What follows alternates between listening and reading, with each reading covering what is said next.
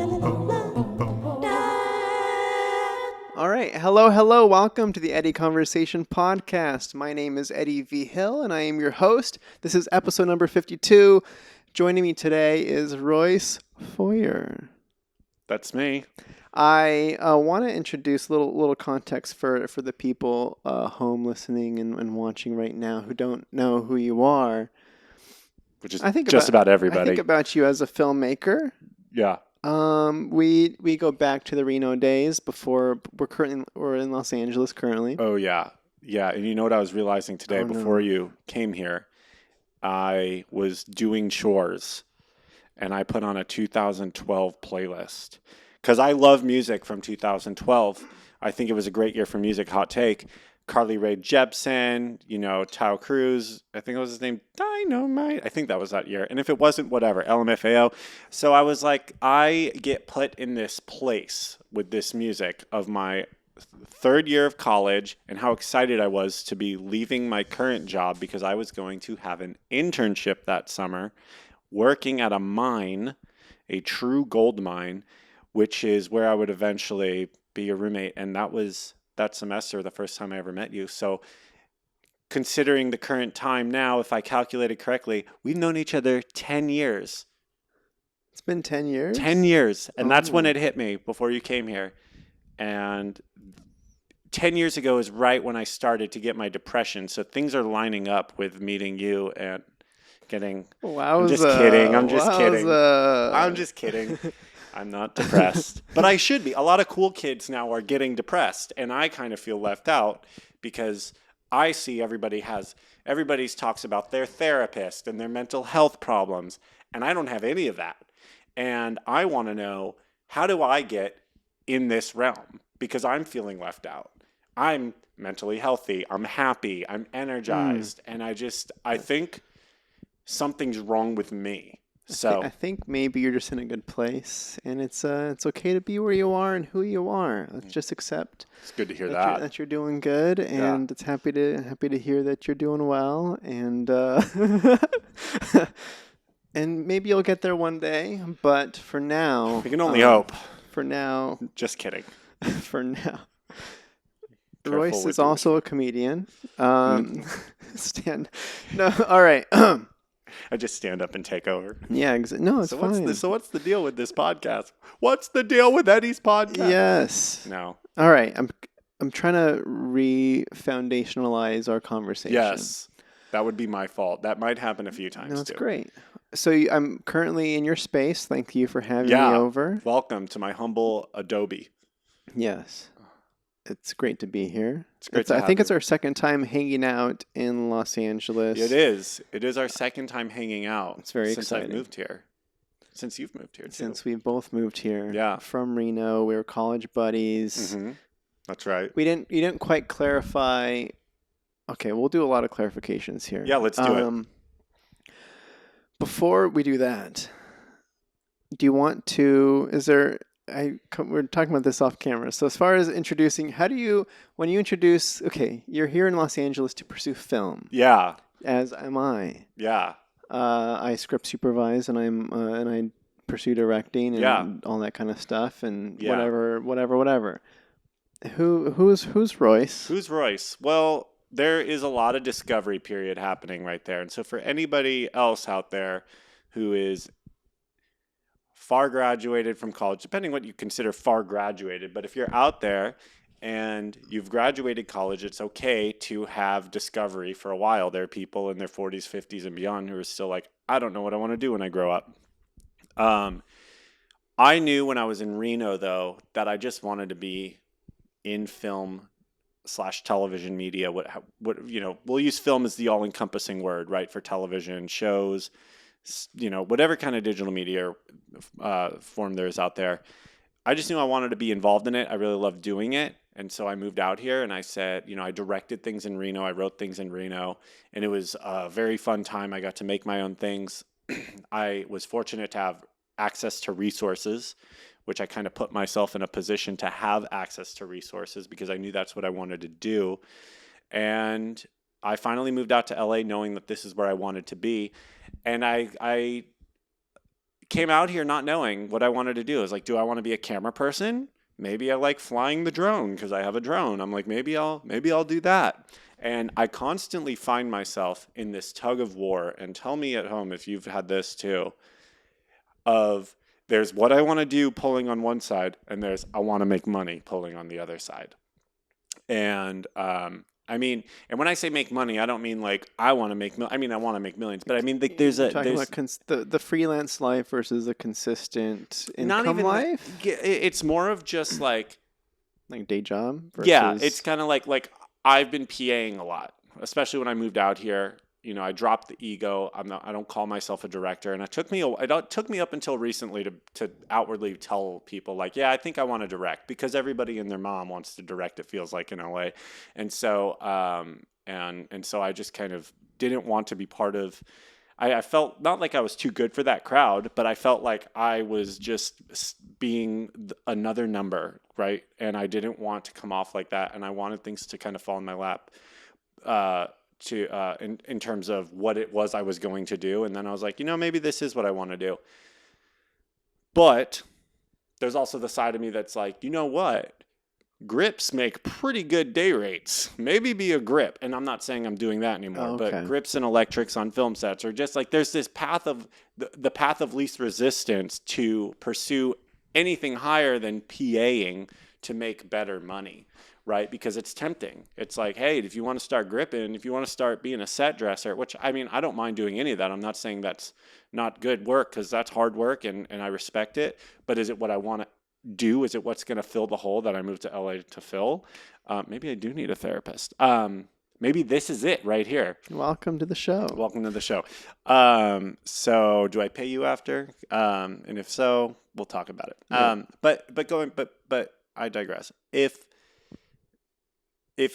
moving to LA was to fill a hole, what exactly happens next? And I'm still figuring it out, but I directed in Reno. I wrote stuff in Reno. Yeah. Here, I've mainly just PA'd. I did coordinate on a big show recently, which is pretty cool. I'm probably going to start seeing some more coordinating work come up. And again, that's part of that pull. Like, I can start doing coordinating jobs. Is that going to take me to where I want to be? I don't know. Do I want to make my own stuff eventually? Probably, but I don't know exactly what that's going to be. Did that answer the question? Was that a little long-winded? No, long-winded is great. I think you may have answered the question. Mm-hmm. You can reiterate. I'm not sure anymore. I would just try. Yeah, the initial question was, who is Royce? Yeah, we never got around to that. Who is he? But yeah, you said you're outwardly seeking. You're open to paths. We went to a stand-up comedy night. That was the first time we hung out, and I really enjoyed that. I really enjoyed doing that with you. And so, who is Royce? Why does that matter? Is because Royce is someone who wants to be back out, probably in the world, entertaining people. And I love making people laugh. Who does? Unpopular opinion there. I love making people laugh, and It's not an opinion. Unpopular take. Unpopular take. Not an opinion. Also, I'm bad with words. I've realized that recently. But no, I like making people laugh. I like entertaining people, and how I'm going to do it, I don't know. So who am I? I'm just trying to make it and figure out. Yeah, no, for sure. Because when I think about you, I think about the guy you just described, the making people laugh, the entertaining stuff, the filmmaker brain, the creative idea guy. Yeah. Like, you're a creative, just funny dude that makes awesome stuff. And I was always, Thank you. Yeah. So I know that. Trying to imagine you coordinating, I'm like, what, how? I have a fun time, and I'm good with logistics. Listen, here's the other thing about you and me, and anybody else who might feel this way. You and I have engineering backgrounds. Yes. That is right-minded. And now we are working in a left-minded field. So not to brag, but we have both competency proven on the right side of our brains, and we have accomplished stuff that uses the left side of our brains. Now, I don't know how scientific it is, left and right side of brain, but those seem to be the ends of the spectrum. You have creative, and then you have kind of technical. I like playing with numbers. I like coordinating. I like doing that stuff. That doesn't fill the hole that I'm come here to fulfill, but it does also make good money, and I do enjoy. And you're good at it. I would think I'm okay at it. I've only done really kind of the one job, but in order to get to those creative roles, what do I need to do to get there, right? In order to become a director, in order to become a producer, how do I get there? Yeah, and I think you kind of mentioned it a little bit too, where like you said, just recently you've been open to voicing the fact that there is a want outside of the thing. Like I think that's the magic sauce, if you will. Yeah. The opinion, maybe that's the opinion. Maybe. See, I don't know how to use the word opinion. It's just I don't know what just kidding. That means. It's a callback. But yeah, I think that's no, for sure. Being on set and just voicing, hey, I love what I'm doing. I think we're doing great stuff, and I like being a part of this team. And also, I have dreams of, I would love to work with you. And I want to be like, I know I'm not there yet. I'm still new to LA. I'm getting my footing, but like direct, I know you want to be a director too. Oh, it's. See, I know, I get it. It's funny. I was on set. I was on a set yesterday. I was PAing on a set yesterday, Nice. and somebody asked me the same question, like, what do you guys eventually want to do? And I told them the same answer. I realized, man, this is like kind of, I told them, I said, I'm just realizing that I'm okay with saying, yeah, I want to direct, but I also realize that everybody and their mom wants to direct. And one of the things that's making me confident in saying that is because a lot of these other cats I see out here, and I'm not calling anybody out, who want to direct, which good for them, but they've never done anything before. And you have.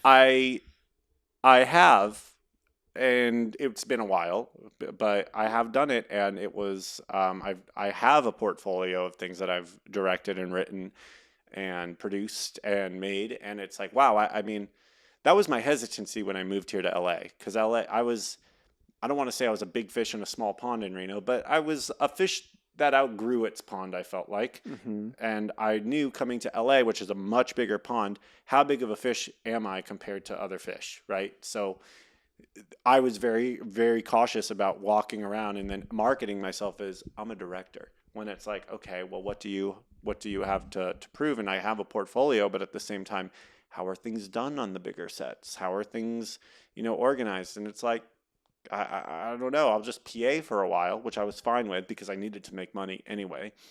I needed to make contacts, establish a network. So that was kind of my goal. And then as things went on, I would be able to maybe see different roles and say, okay, this is what I want to do. And that did help. I mean, I know I don't want to be a camera person anymore. I mean, God bless the camera crew, but I'm just bored of it. I know camera stuff enough, not to the geekiness that they probably know it, which a respectful way, not a I'm going to hang you from the flagpole way geek, but that's like not my interest. Sound isn't my interest. I'm glad I know how to do it. Gripping isn't necessarily my and when I say interest, I mean fulfilling that whole. So putting stuff together and building stuff isn't really where. In the camera, I feel very similarly to all of that. But it was good. I needed that time to PA and be like, yeah, I don't want to do this. But again, if you know any camera jobs, anybody out there pays a $500 a day rate, okay, I can do it. Just so you know, and I'll do it for a while. And I'm worried that's what's going to happen too. Is I was like, all right, I'll do this coordinating gig, but just that, and after that, I'll start doing my own stuff. And then fast forward 10 years, and I've never made my own stuff. And I'm concerned about that. Okay. So I'm happy you're here, because this is the first time I've gotten to really do something creative on my own. Yeah, I'm happy. Since moving to LA. I'm happy to be an accountability guy to check in and be like, hey, Royce, are you making stuff yet? Yeah, please do that. And then I'll have the same answer. Yeah. No, I hope not, though. We'll see. Did that answer your question? Yeah, it was great. It was great. I'm trying to figure it out. I know. Okay. Sorry, I was going to poorly segue into another topic. Okay. Poorly segue. We'll get into... I just wanted to make sure I checked that box. No, it's great. I don't know. It's a great box. Yeah, you checked it. You did good. Yeah. Good work. Awesome. segue. I meant to bring this up sooner. This is just to get something off my box to check, but I want to talk about my new shaved head that's currently being stricken by these lights, and there's a nice glare on the top of it. Probably a shimmer. It's looks great. zebraing on the camera. It looks great on camera. Yeah. See, I just had him do a snot pick right there. That's how. If anyone's like, "Is he funny?" I'll just say, I mean, he's snot laughing it up. So we talked about it very briefly. Your shaved head is, I think, symbolic, and I think of a new beginning. It's a new chapters. Yeah. When did you start growing your hair out? When was the last time you got a haircut? I know technically I got a trim earlier, like midway last year. Like an inch or two? Yeah. That doesn't count. Okay. 2 years. That's what I'm talking about. Think back 2 years ago, 2020, right before we went into lockdown. Correct. And that's what we're talking about. This haircut is a new beginning for Eddie and the world. We are moving on, right? And we are picking up where we left off. And I like this. I like that you cut it because you're no longer holding on to that horrible past of times that we lived in. I like that. Thank you. Yes. Yeah, a lot of people I know. I guess I wanted to answer some. What are they called? Frequently asked questions. Yeah. Because this is still new. Today is Saturday. All day. When did I shave my head? Thursday? Tuesday? Thursday? You shaved. No, I put out a video on Wednesday. Yeah, so it had revealed. Tuesday. So it was the Thursday prior. It's been a little over a week. Oh, okay, cool. Yeah, because I had to do it, and then I had to shoot, and then I had to whatever. Yeah. One of the standard responses is like, it's like, no, you can't cut long hair. Like I'm sure people freak out about the idea of you cutting your hair. I don't know if that's a thing, or how you feel, but yes, but that's also because I have hair that was blessed by God Himself. I mean, He really took His time. My hair was good too. Your hair was nice. You know when you have to walk through an apartment and you're checking off all the things of like how is the state of the floors, how is the condition of the kitchen, and then there's very poor, fair, nice, very nice. Is this when you like get a new apartment and you're any apartment? Right. You're at nice. Okay. There's a category above very nice that only I fit in, and that's where I'm at. The blessed by God. Yeah, I just imagine like this is how I imagine it. Let me take you into my mind for how I imagine it.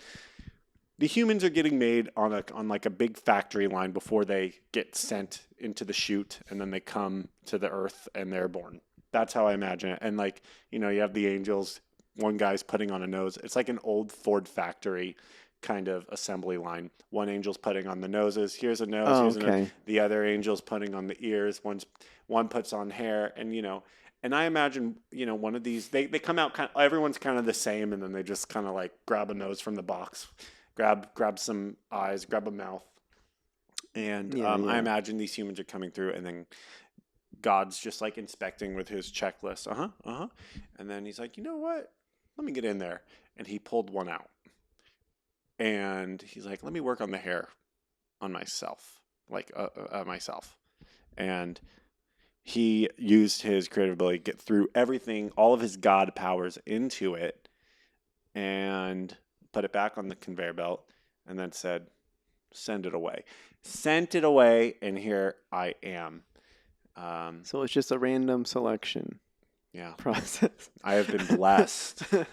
But you also had nice hair, I guess, too. It was all right. Maybe Michelangelo, or no, not Michelangelo. Michael. I said Michelangelo because I was thinking of the finger pointing. He did Did Michelangelo do that one with the fingers touching? The fingers almost touching. Yeah, but you had nice hair too. But let me ask you something. Does your neck feel a little bit more free now that you've cut your hair? I wouldn't say free. I don't know. I don't know. Are you chillier? It's just no. I don't know. The answer is no. I didn't live with it long enough to really, and then I had it up most of the time anyway. But Yeah, I don't know. The answer is no, it's not chillier. It's fine. My neck's doing great. Okay. But I don't know, what I think about is, okay, I'm trying to circle back to what Yeah, I was circle trying to back. say. Your hair is blessed. Yes, we went on that detour. Okay, back to You said it, not me. um people ask why.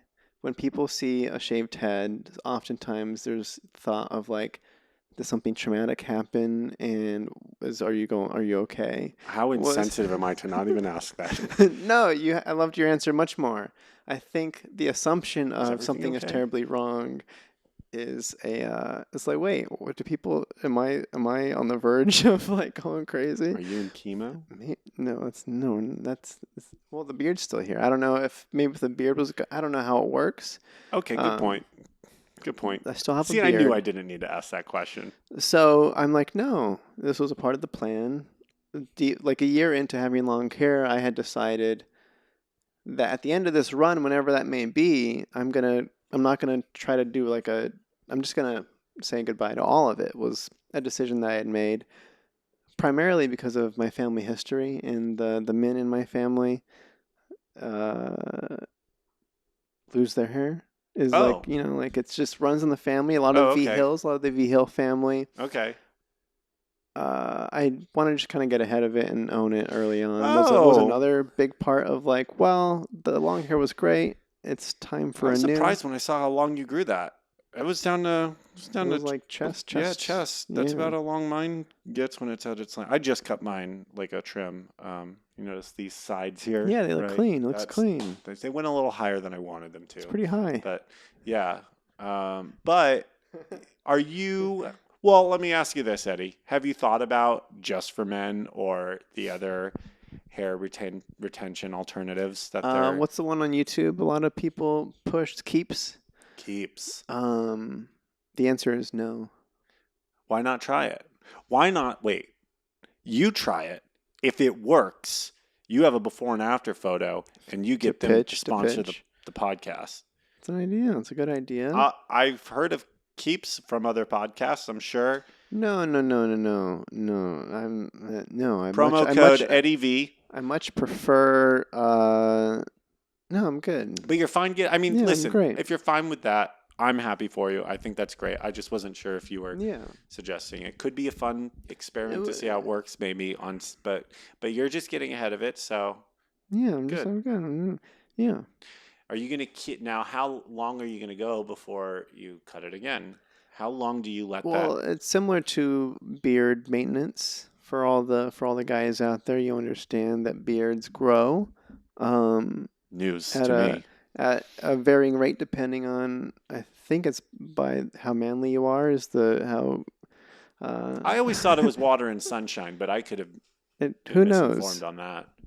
I don't know what it is, but I'm still feeling that out. So I know I've gone and done the thing a few times already. I mean, Oh, like okay. every 3 or 4 days, I'm How like, close are you? Are you at a number 1? Are you at a 0? I have the one on there. You Yeah, have the 1. What? So yeah. when did you last do this? Maybe a couple days ago. A couple days ago. Okay. So yeah, I'm trying to feel that out and see if I want it shorter, want it longer. But either way, this is And you're happy. This is here and to you're stay. content with it. Yeah, And I appreciate it. And you have no choice, I guess. So get used to it. I do have a choice currently.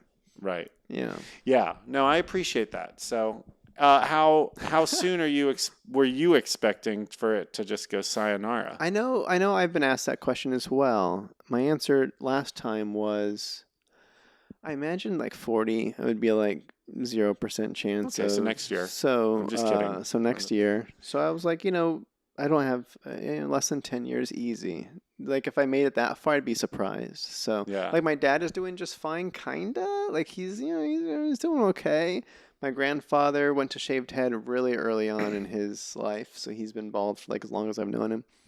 Um, and then I've had like other cousins and stuff that have pulled the plug on on their stuff, and they go with the razor, the straight Yeah. clean. Would you ever consider that? I don't like it. No. I don't like it. Okay. Well, I would consider it. The answer is yes. I would consider it. Mhm. I don't like it Well, on them. I don't want it. I don't want that. I don't know if this is true or not, but I'm going to say it anyway to make you feel sorry, better. cousins. But supposedly there's more testosterone, which is what leads to hair loss. That's what I've heard. I don't know if it's true, but I'm going to say it anyway, hoping that maybe it makes you feel manlier, as you put it earlier. Sure. No, there's no. Biology has its plan. Life has its plan. Yeah. So Now, things are what they are. My dad had what's called yarmulke syndrome. No. Where you have the yarmulke on for too long, and you get a bald spot right. Is that a true? Is that really? Is that a thing? In the back of your head? No, it's a joke he would make. It's not really yarmulke. I mean, yarmulke syndrome just means you're going bald, but your yarmulke would be. And if you don't know what a yarmulke is, you're very uncultured, and you need to pull out Google, type in yarmulke, and you'll see the Jews. I think once they see it, they'll know. Yeah. They're like, oh, okay, that's I didn't know what it was called. I've seen it. Yeah, maybe. So we are of the tribe, and that would be part of his joke. So anyway, until that happens, I'm rocking it. Well, because they say, I don't know, I don't want to talk about hair too long here, but they say that it's the mom side that carries the genes. So talking about my mom, Okay. So I brought up my dad. That was kind of irrelevant as well. Yeah. Who knows? Whatever. But disrespectful to your dad. I set you up. I set you up. I apologize. That's pretty unfortunate for him. Sorry you have to hear that, Eddie the Fourth. Eddie number 4. Yeah. It's true. There's really 5 of you. Yes. Yes. Wow. Yeah, I don't remember you. There's no. I just like how you said. I wasn't laughing at the fact that there was 5 of you. I'm laughing at how you responded. Yeah, there was the hesitancy, the very soft yes. Well, I was thinking more so about how last year Eddie Jr. passed away finally. That's number 2. He made it. Yeah, he was junior, number 2. He passed away at 100. That's your great-grandfather. Great-grandfather, yeah. So there was 4 Eddies coexisting on this earth at one time. If you had... I worked at Domino's. I think I hit you up. I was working at Domino's during the pandemic, and I saw a Vigil, and I asked you if you had anybody, but that was non-related. If you had a son, you would name him Eddie Vigil? The current plan is to not have a son. If I had a son, I would be honored, and I can't give me that. What would you name him? What are you? I love I don't know. It's kind of almost like a joke at this point, like who would name Eddie? I'm just kidding. I'm kidding. Did you naming my son Eddie number 6 is kind of like. It's almost like doing it as a joke. It's like, haha, look, you have the 6th name. Good luck dealing with that kid. Like it feels kind of almost mean, but almost kind of like, for some reason, Eddie's love passing on there. I don't know. I kind of want to do it. You could have waved that in front of your dad when you were younger too, if he was like. But I loved it. Yeah. I embraced it. I mean, I don't know. No, but I mean, like if he was like, if you weren't getting your way, you'd just be like, that's it. I'm not naming Eddie number 6. Eddie number 6. Oh. You're going to ground me? That's fine. Say goodbye to this name forever. Right. I don't know. But that's the other way I look at it is like when you're saving a document and it's like Eddie 1, save. And then you have to make some changes, Eddie 2. So you're Eddie 5. So instead of Eddie 6, wouldn't it be funny if you just named him Eddie Final in capital letters? Eddie Final. And then he names his son Eddie Final. Eddie Final for real. .jpg. I don't like that one. You don't want to? Yeah, I'm just kidding. Yeah, I don't either. I just thought it was funny. It's just this idea that went through my head. That's a good idea. I think. I just imagine a series of files like all on the desktop. I hear you. You accidentally print out Eddie 6 when you meant to print out Eddie 8. It is important to get the bad ideas out there too. We don't know when the good idea is going to come, so just getting it all out. It's very important. All right, here's the good idea. Don't breed at all. I'm kidding. Oh my God, it's so mean, but I sometimes can't help. No, but you would name your son I really, I 86. really like the idea. Yes. Let me throw something back at you, Yeah, if you throw it. don't mind. Yeah, I like talking. How do you feel about, again, assuming I breed and bear a child? You know that thing where you throw up a little in your mouth? Yeah, I saw that. Yeah. Um, and Oh, man. and what if I named my daughter Eddie? That's what, and I was going to ask you that. I was going to say, what if you only had a daughter? How do you feel about a girl named Eddie and carrying on the Eddie name? You know, that's one of those names where it's kind of edgy Eddie. You know, you can kind of almost get away with Eddie. It'd be kind of cute, right? It'd be kind of. It could almost kind of work like it's like when you meet a girl named Frankie, you know, or or you meet a Kevin. What's another one? Where you meet like Taylor's kind of one that can go both ways, but I mean, like it could. I can see it working. So you're open to that? Okay, great. I'm just testing the waters, making sure that's socially acceptable. There's a but. Knowing that it came from a bunch of guys, Eddie 1, 2, 3, 4, 5, and then you were doing Eddie 6. Does that work? That might throw the wrench in your gears, I would think. And because if your daughter was like, why did they name me Eddie? It's because of all the guys, and now I have a guy's name. The name is now associated with guys. But if it was completely neutral, your name was Jonathan, and your wife's name was Lydia, and you just were like, Eddie, Eddie, Eddy. It would be like, oh, okay, like this.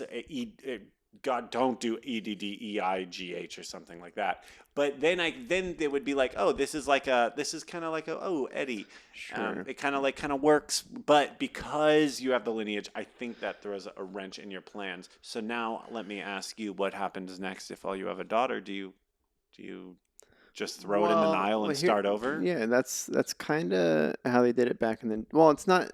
No, that's not how it works. Oh, please tell me. How it works is you blame the woman, of course. Still do. And then you kind of, you like back in the days, King Edward would like behead his wife and then bring in the new one, and then she'd have to bear him and then fail, slice, and then next one comes in, and you just kind of good times. Why don't they do that anymore? I think. Imagine. Go for it. Imagine what a utopia we would have if we just did it that way. And the fear people would have in making the wrong decision and trying to bear the wrong gendered child. Right. I mean, maybe I'm a little old school and I think that's okay. But bring back beheadings of the wife for bearing a daughter when it should have been a son. Bring it back. No, you don't agree? Great. I Let's just say you agree. On the record, you agree. Okay. Copy you. Moving on. Lovely. Moving on. Yeah. What I want to talk about with you, Royce, and why you're here today. Oh, okay. Is can we talk about? Okay. When I think about the highlights of the Eddie Royce adventures, you already mentioned that we spent a summer living together as we both what's the job called? Interned. We both interned at a mine. Yeah. And lived out in Winnemucca. Yeah. Nevada. Lovely town. Can I throw a fun fact out there for people about Winnemucca, Nevada? If you've ever heard the song by Johnny Cash, I've been everywhere, man. I've been everywhere. Now, everybody knows that song. Listen to from the very beginning. It starts off with him saying, I was walking down that old dusty Winnemucca road. And that's where we lived. We lived there. And you know where else we lived? Was the first place he's been after Winnemucca, so maybe the second place. Reno. Correct. Okay. I digest. Continue. So, we loved it so much in Winnemucca that on weekends we would drive back to Reno on Yeah. occasion. It was like, Yeah. we, In the little red truck. yeah, in my little red Ford Ranger. And I remember, I don't quite recall. You can potentially, fill in the gaps if I'm missing anything Mm-hmm. here. I mostly remember I'm driving the truck and you're in the passenger seat and Right. you're just trying to talk to me and get me to like kind of open up and stuff because I'm still, I feel like I've grown and, since then and have Yeah. opened up in ways, but I feel like, especially back in college until like the last semester almost, like, it would take somebody like you to be like, all right, let's talk. What do you want to do? You really pried hard on like, what do you Yeah. want to do? Yeah. And I finally mentioned somehow like the dream is like I want to go to LA and be in film. I think initially I want to be an actor. I just want to be in film too, similar to your thing. And you had voiced that you had the same aspirations, and it was kind of weird happenstance there on all of that. I can fill you in on a detail you're missing. Please. But continue. I'll do that in a Okay, second. so I was going to fast forward to, again, there's gaps here. I remember that you were the one, I don't know if you were already working on stuff at that point or if you're already making stuff Yeah. or what the case was, but from my memory, I wanted to just get experience and explore that world, and you were doing it at a time when I was wanting to do it. So I was like, oh my gosh, Royce, I want to be working with Royce. I want to, like, Royce is so funny. Royce is so cool. He's making such great stuff. And I just want to, like, be, like, I wanted to be brought into the house of Royce and just Yeah. get some experience and such. And I remember like you were working on sets, and I'm just like, how do I do it? How do I get on set too? Because you weren't always like producing the stuff. You were getting on sets as in other Yeah. capacities. And I remember you telling me that like, well, Eddie, it's hard to recommend you if you don't like have any experience. So like there's like a missing gap of Yeah. like I need like and I'm like, oh, like you're right. That makes total sense. I don't want to, I don't want you to recommend me. And I show up and have no idea what I'm doing and not be helpful. No, dang it. So that's what kind of helped jumpstart me as like producing my own stuff Right. and getting that. Like, I need to get my experience. Like so it became a very high priority on like just Okay. getting it done and finding a way. Yeah. But that was like, I want to find a way so that way I can work with Royce. Was like, Oh my it was like goodness. a big. Well, yeah. first off, sorry if you have to No, continue. that's pretty much it. Like I took a Thank lot you. from Thank you. you saying it wasn't good enough. I'm going to well, and let me tell you something. All right, so first off, Winnemucca is about 2.5 hours away from Reno. We would take these drives to Winnemucca, from Winnemucca to Reno for the weekend. We'd have 3-day weekends because as super fun and poppin' and young hipster scene and cool that Winnemucca is, it just, sometimes we just needed to get away and go to Reno. So that's why we would have these drives. I remember the conversation specifically because that summer was pivotal for me. So I remember, and I'm gonna fill in your gaps, but I need to give you guys some background. I was working at an internship. We were working at an internship 10 years ago in 2012, the summer of 2012. Think about where the economy was at the time. As interns, we were making $20 per hour. $20 per hour as summer interns. Pretty fantastic, okay? Then on top of that, they gave us a free place to live. We didn't pay any rent. They gave us free transportation pretty much. We drove about 2 miles to a bus. Yeah, they would bus us every And then morning. they would bus us there to and from. So we drove just 2 miles to get to work essentially. And all our bills and stuff were paid for, like no electricity. And they gave us a $500 stipend on top of that. This is, crazy cool. 8 weeks of work and you got $500 in addition to your $20 an hour. Bummed out. We didn't get more. How many overtime. hours did we work a day? We worked 40 hours a week. One time we worked 50 hours a week. And I was really looking forward to working 60 hours a week and just stacking the money. But anyway, we were making we're doing great. And I was like, and again, this tug of war that I talked about earlier, this has happened to me in the past as well. In high school, thought I wanted to be in film sets and stuff, but I was like, that's impossible. You got to know people. You got to know people. You can't do that. I kind of cut myself short. That summer, we were making great money. And I remember being on Facebook, and a friend of mine, Brian, was paying to be at an internship in Los Angeles because he wanted to do film stuff. And it brought me back to that old thing. And I was that old thought I had in high school. And I was like, man, I would rather be with in Brian's shoes. I would rather be doing that. I would have so much more fun. And that summer, that was a very important lesson for me to learn. That summer is when I learned money doesn't matter in terms of like, I was going into something. By the way, we had a bad economy at the time. Well, we were kind of sort of recovering. Mining was doing great. But mining was doing great. That was the thing. So it was like path of least resistance. Where can I make money? Mining engineering. When the recession happened in 2008, Elko, Nevada, Winnemucca, Nevada was going, what recession? Gold's popping.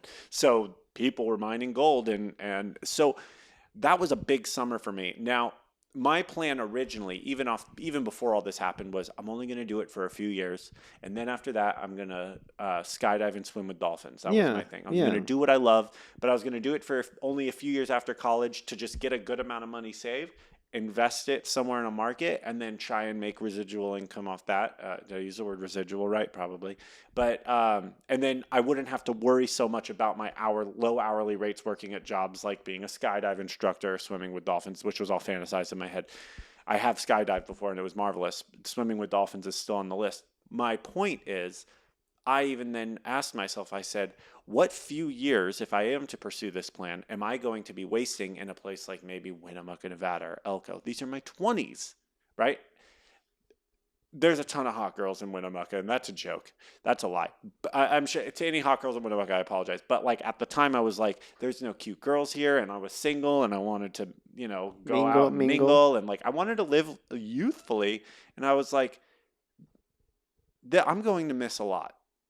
And I said, I came to terms with myself, and I said, what do I really want to do? And I asked myself, I said, if I could wake up any day doing something to make money, what would it be? And that's when it was like, oh, I want to be, working on film sets or making film sets, or I think even being in front of the camera was something I wanted to do, but I didn't want to be in anything cringy. So it was my priority to say, how do I make something look good? But we'll get to that in a second. So I'm filling you in on the background here because I also said if I could be doing anything, like if somebody else was doing something else that would make me jealous that they're doing it and I'm not, then that doesn't count. And when I say jealous, I don't mean like true jealousy. I just mean more envy. It's a great exercise that I do with a lot of people. I ban out, you can't say rock star or, professional athlete unless you truly have that capacity. Okay, let's leave those to the side. Okay, gotcha. So I started doing that mental exercise at around that time, and I do it still to this day. And one of the first people I got to do that mental exercise on was Eddie. So, but before you jump into that, yes, can you clarify what the mental exercise is? If you could be doing anything in the world to be making money, what would it be? And really put sans professional athlete, professional singer, performer. Unless you really are on a track that's close or you kind of have an in with that. But sans that, if you're waking up every day and you see your other friend on social media and he's welding and you're like at the office and you're like, man, I'd rather be doing that, making money. Sure. Then that's something. And then I say, all right, now put yourself in that welding position. Really close your eyes. Imagine, you don't have to close your eyes, but imagine yourself in that welding position. And now imagine you get up every morning, you check your phone, and now you see your friend in a teaching position. They're teaching, and you're like, man, I'd rather do that. Really like carry yourself through like these levels of where would it be where I'm no longer upset that I'm not doing something else to be making money with my day. My only pushback on that. Go for it. Is the grass is always greener syndrome. Right. Where you are, yeah, where you're exaggerating the life that the other person is living, and it's actually not what you want. You just think you want it. But and then here's the other part too. Hmm. But if you at least try it, you now have no regrets. I remember telling somebody this, Eddie. They said I met Not try the exercise, try the actual thing yeah, that, trying the actual yeah, thing. right. I remember telling this to somebody, Eddie. There was this gal I knew named Rachel, and she was hilarious. And I was like, "Have you ever thought about trying acting? Like, you'd be great as an actor, and like, you should just pursue entertainment. You have that. You have that. You have it. Whatever it is, you have it." And I'm not. And there's a lot of people that have it, and it doesn't mean that they're all going to be it, but they should, I think, at least try it if they want to. And she says to me, she says, "Royce, I've thought about it, but I just don't want to be like, one of those cliche stories of going to LA and working at a restaurant and I'm in my 40s and I have nothing going for me and I'm not there where I wanted to be." And I looked at her and I remember I was surprised at how much conviction I had in my response. And I just said, "I would much rather do that than having not tried it at all. Because if I don't try it at all, I'm going to go through my whole life wondering what if." So if you're that guy at the office or gal at the office and you see somebody welding and you're like, "I think I want to," really think about it for a while, like really make sure, like have your own thought process that says, is this really what I want to do? Or is this just because it's Tuesday and we have our meeting in an hour and I'm not prepared? You know, really like take yourself, if it's lingering and you're like, yeah, welding, this is it, welding, I want to do welding, this is an example, and then you go and you try welding and it sucks, good for you, I think, Yeah, because yeah. you have tried it and you will now not be going on the next several years wondering what if. And it's a little different in the welding scenario, I think, than a position like where you have to relocate and up, like if you're like, I want to move to New York, but that's a better example. If you Right. fantasize moving to New There's York, different stakes at play depending. Yeah. right. That one, though, being a welder, I guess you could pick that up at any time in your life, right? But moving to New York and living this fantasy that you have, this grass is greener on the other side of, oh, my 20s is going to be great. It's going to be How I Met Your Mother, and it's going to be an amazing time. It's going to be like Friends. And then you go to New York and you find out it's just rats the size of a football on the subway next to you, and you're like, this is terrible. And you haven't once seen Spider-Man like you thought you would. You at least did it, and you can be at peace of mind and say, I don't like this. And you learn from that. So when you go on to your next, this is what I want to do. Well, smart people would learn from it. When you go on to your next, this is what I want to do. You're filtering that. What could disappoint me this time? What am I conjuring this image from? Now I want to move to Paris and see the Eiffel Tower. And it's like, okay, but is it going to be like Ratatouille, or is Ratatouille in Paris? I imagine. Yeah, I think so. But that's so. I did that exercise with you, Okay. because I had come to my realizing of what it was I wanted to do, and my mind has always been firing right before I go to bed at night. I'm sure a lot of other people are like this. I fire out ideas and I can't fall asleep sometimes for 2 hours. And I just started thinking of some great ideas. Like I was like, oh, I could do a video about this, and I would constantly make myself laugh. You would think I was crazy because I'm just laughing at these ideas that pop up in my head and how they can be performed. One of the ideas was JC. I had finally thought it, and maybe we could talk about that later. But when I came to this realization, I was like, man, this is great. And then I tried the exercise on you. Okay. So one of the things that yes, how did it go? that you got backwards is I told you what I wanted to do, and I kept pushing and prying to see what it was you wanted to do. Yeah, that's what I said. I said my thing first. Okay. And then you said your thing second. Sure, same thing. And I was like, is he just saying that? I remember thinking, I was like, is he just saying that because I said it? Okay. So that's why I know I said my thing first, because I was very vocal about, I know what I wanted to do first. And then you had said, I think I also want to do that too. And I'm like, are you just saying that because I just made this up? Like or not made this up, like I just told you all these cool things I want to do. And now fast forward to working with me. Let's take you through a timeline here. Yeah. But I had started, what I did, this was summer 2012. I was going into the fall semester of 2012. Final year, right? My fourth year. I should have graduated probably at 4.5 years maybe, but this was my 4th year.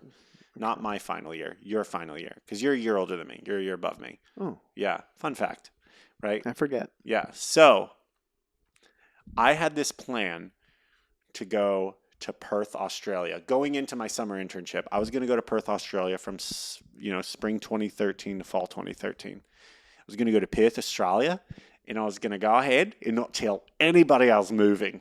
And I was going to come back with an accent, and I was going to have my head shaved, and I was going to look completely different. I was going to try and rush my fraternity and see if they even recognized me. So cut hair. I had a huge beard too. Like shaved beard, like cut hair, and then I was just going to have an accent, and also hopefully just go ahead and change my body a little bit. Like maybe I'll go ahead and work out a little bit. Disrespecting a lot of Australians now. They're like, that guy. It just, but I remember when I realized what it was I wanted to do, I said, I'm not going to be pursuing what I want to do by moving to Perth, Australia to study abroad for a year. For this prank. Well, and not even for the prank, for the experience. I was going to, the university I was going to go to had American football, and I was having, missing playing football, and I just, I thought it would have been cool to be, again, I romanticize being an American and like maybe just in a city that nobody really thinks of visiting when they go to Australia. Everyone wants to hit up Melbourne or Sydney or the Gold Coast. Not really many people hit up Perth, despite it being, about the size of Philadelphia. It's a big city because it's way on the other end of the country. And I was like, man, maybe I'm like one of a few Americans and it looks cool. Anyway, I dropped that. I remember thinking, wow, that's not going to get me where I want to be.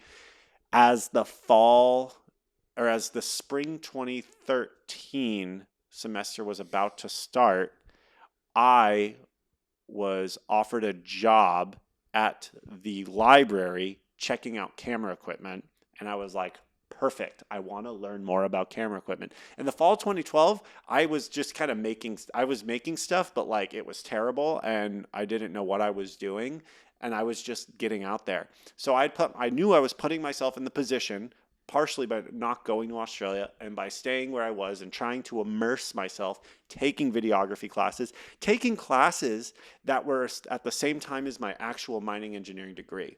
Now, I'd made the decision. Have I bored you yet? Sorry. I'm doing great. Okay. I made the decision to stick with my degree because we had already done thermodynamics and statics and all these other classes. Woo! And I was like, I didn't do that for nothing. We met in thermodynamics. That was the first time we met. Okay. Yeah. Mr. Martino. I believe you. He was terrible. I hate it. I hate that class. Yeah. He never, real quick side tangent.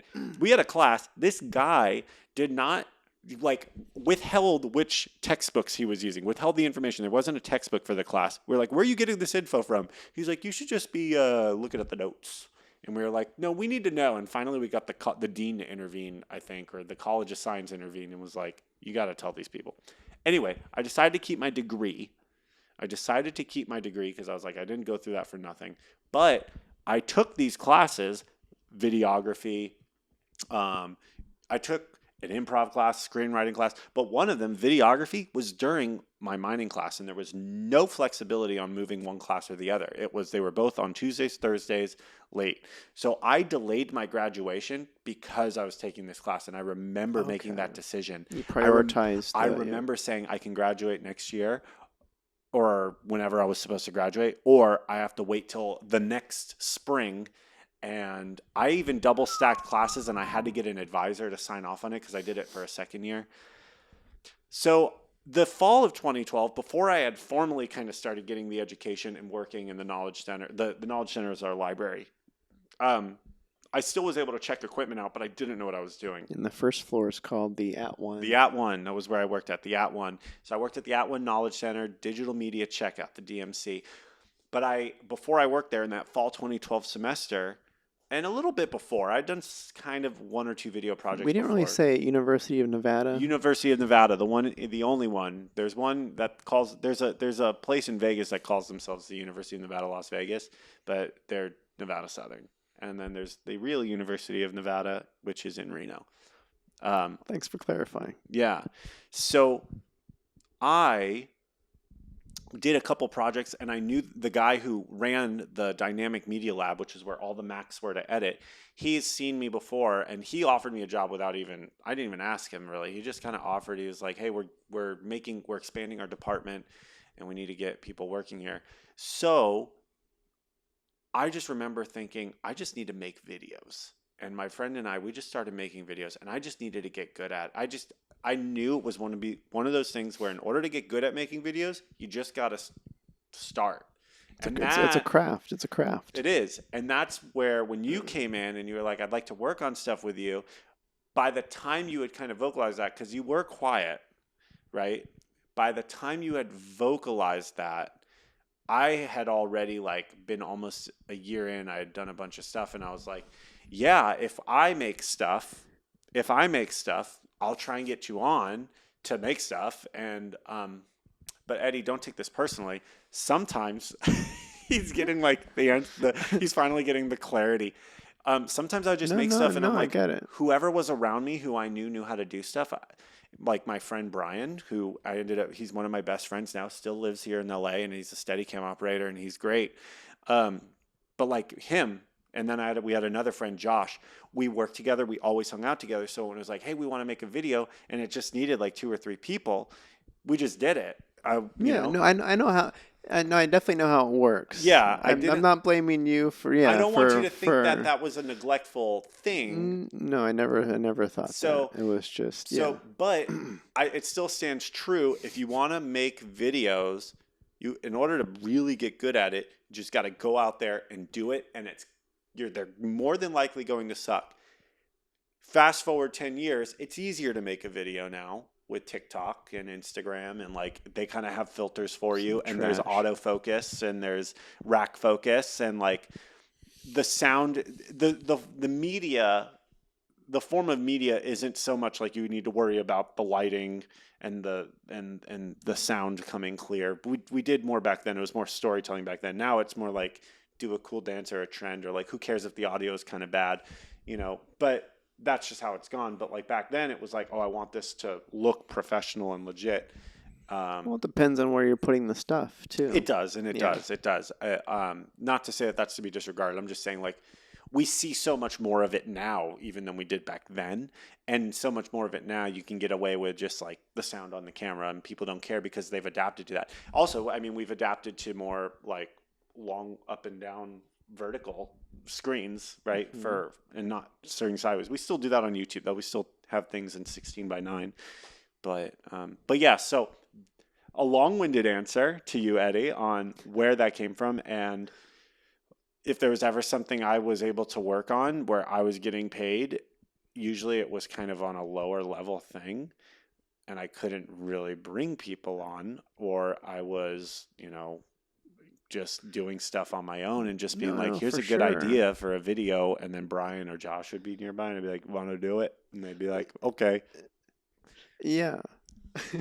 No, for sure. I guess my big takeaway from getting started in the pursuit of the dream of being on set was learning that there's which is something that I try to help with when I guess talking on like the podcast and stuff, is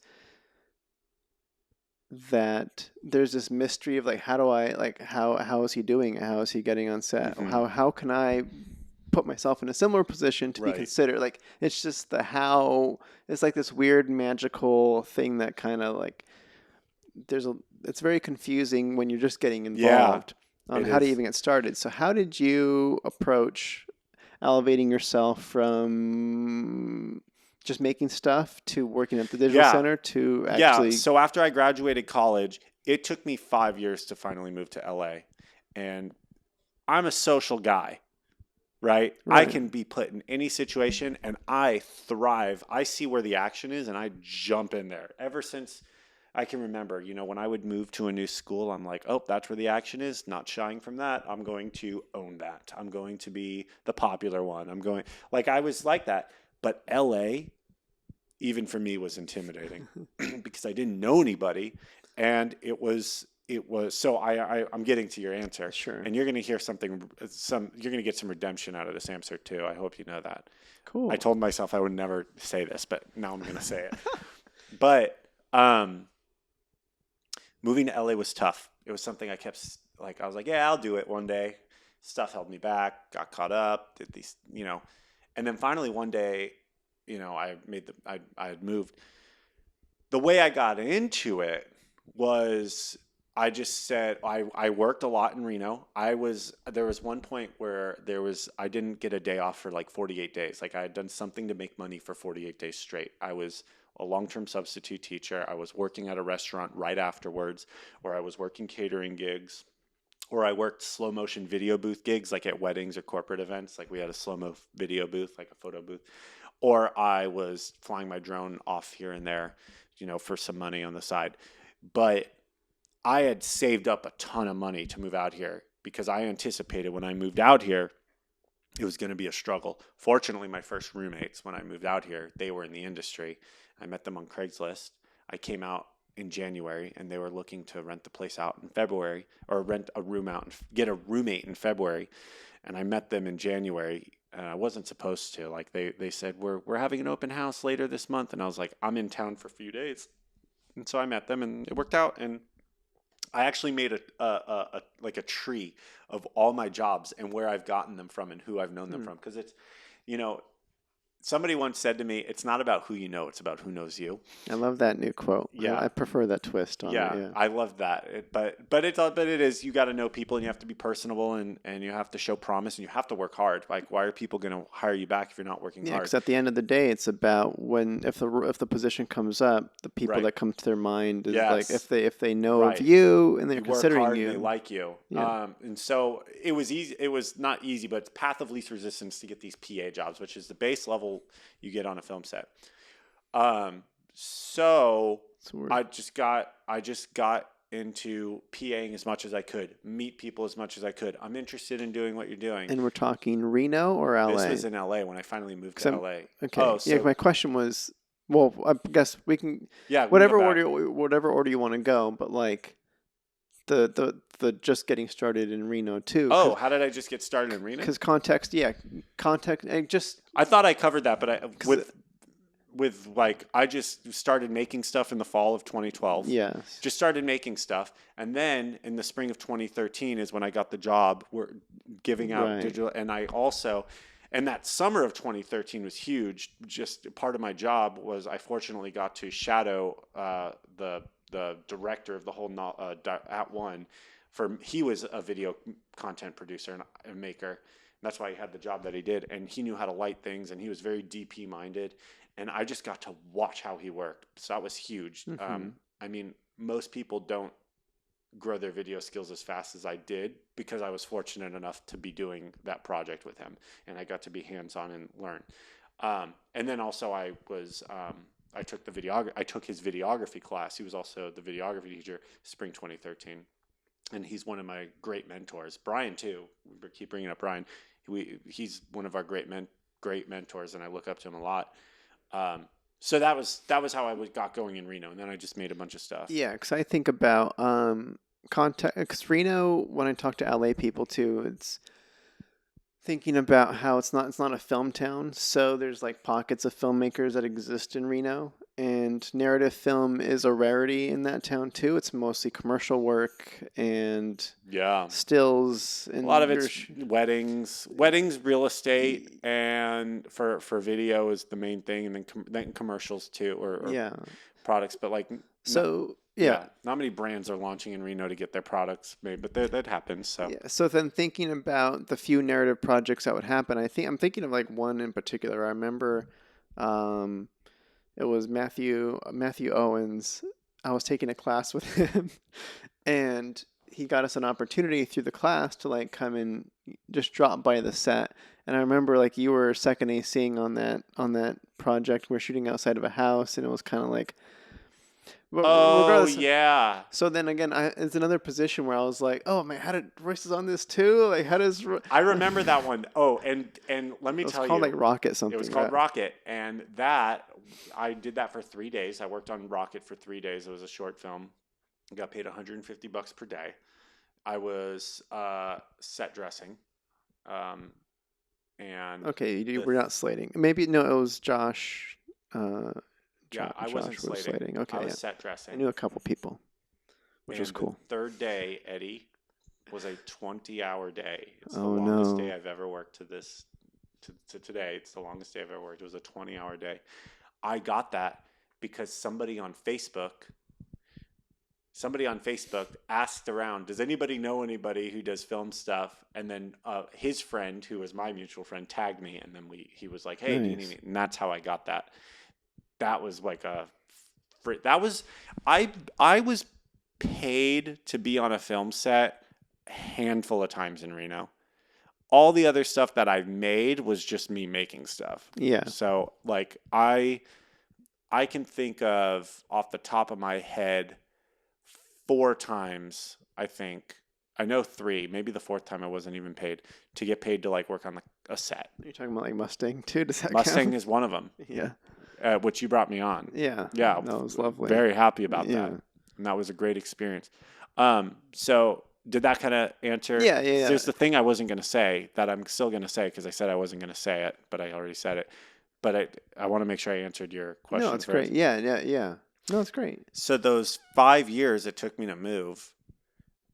In that time, I met my girlfriend, who spoiler alert, we're still together today. Congratulations. Yes, and we live together in LA. Congratulations. But part of the challenge of moving to LA was I met her, and I wasn't sure what was going to happen. I didn't want to have any conflicts, but what kind of one of the pushing things that made me think, that put LA back in my mind, because I almost went back to this like back and forth. I'll be in Reno, I'll be in LA.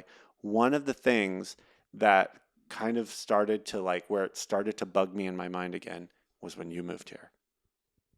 It was when you moved here. Oh, thank you. When you moved here, I said, as rambunctious as I am, you moving here was to me, maybe it wasn't to you, or maybe it was a bold move. And it shouldn't be, because that's just moving to LA. But because I had LA as this huge, overwhelming, arching place. It is overwhelming. It's a beast. LA is a beast. I'm not going to lie. One of the things, there's ways you can get over it a little bit, because you're like, you come to LA and you're like, everything is happening here in LA, but where? You know, you're just like, it's happening. It's happening all around you, but you don't know where, and you can't see it really, but it's happening. But it's also, so how do I get involved in it? Like you were saying, how do I do this? I didn't know anybody, but I remember you moved in November, right? Mm-hmm. I remember it was in November of 2018 when you moved. Yeah. And that's when I was like, Eddie moved. He did it. Like, he did it. He's doing it. Good for him. But where am I going to be? Like, not in terms of like, what does this make me Sure, Eddie, sure. but just like it made me self-reflect. Yeah. And I was like, I bet I'm in a great relationship, and I don't want to, like, it's easy. It was so easy for me to just be like, no, but I knew, especially as time went on, because this for about 6 months, it was going on. I knew I wasn't, like, I was trying to find ways to where I wouldn't regret moving to LA, where I wouldn't not regret moving to LA. I don't know how I'm trying to say this. I was trying to find ways, because at the base standard, I would have regretted not moving to LA. I would have done the thing that I said earlier, where I would have kept going on in life and being like, hey, what if I moved to LA? But I was trying to find things in Reno that I could have pursued that was above that, right? Remember that level that I talked about? If you want to be a welder, and then you be a welder, and then above being a welder, you're being, and I don't remember the last example I gave of being an architect. So you're considering, like, what if I'm just what if I'm just a dad?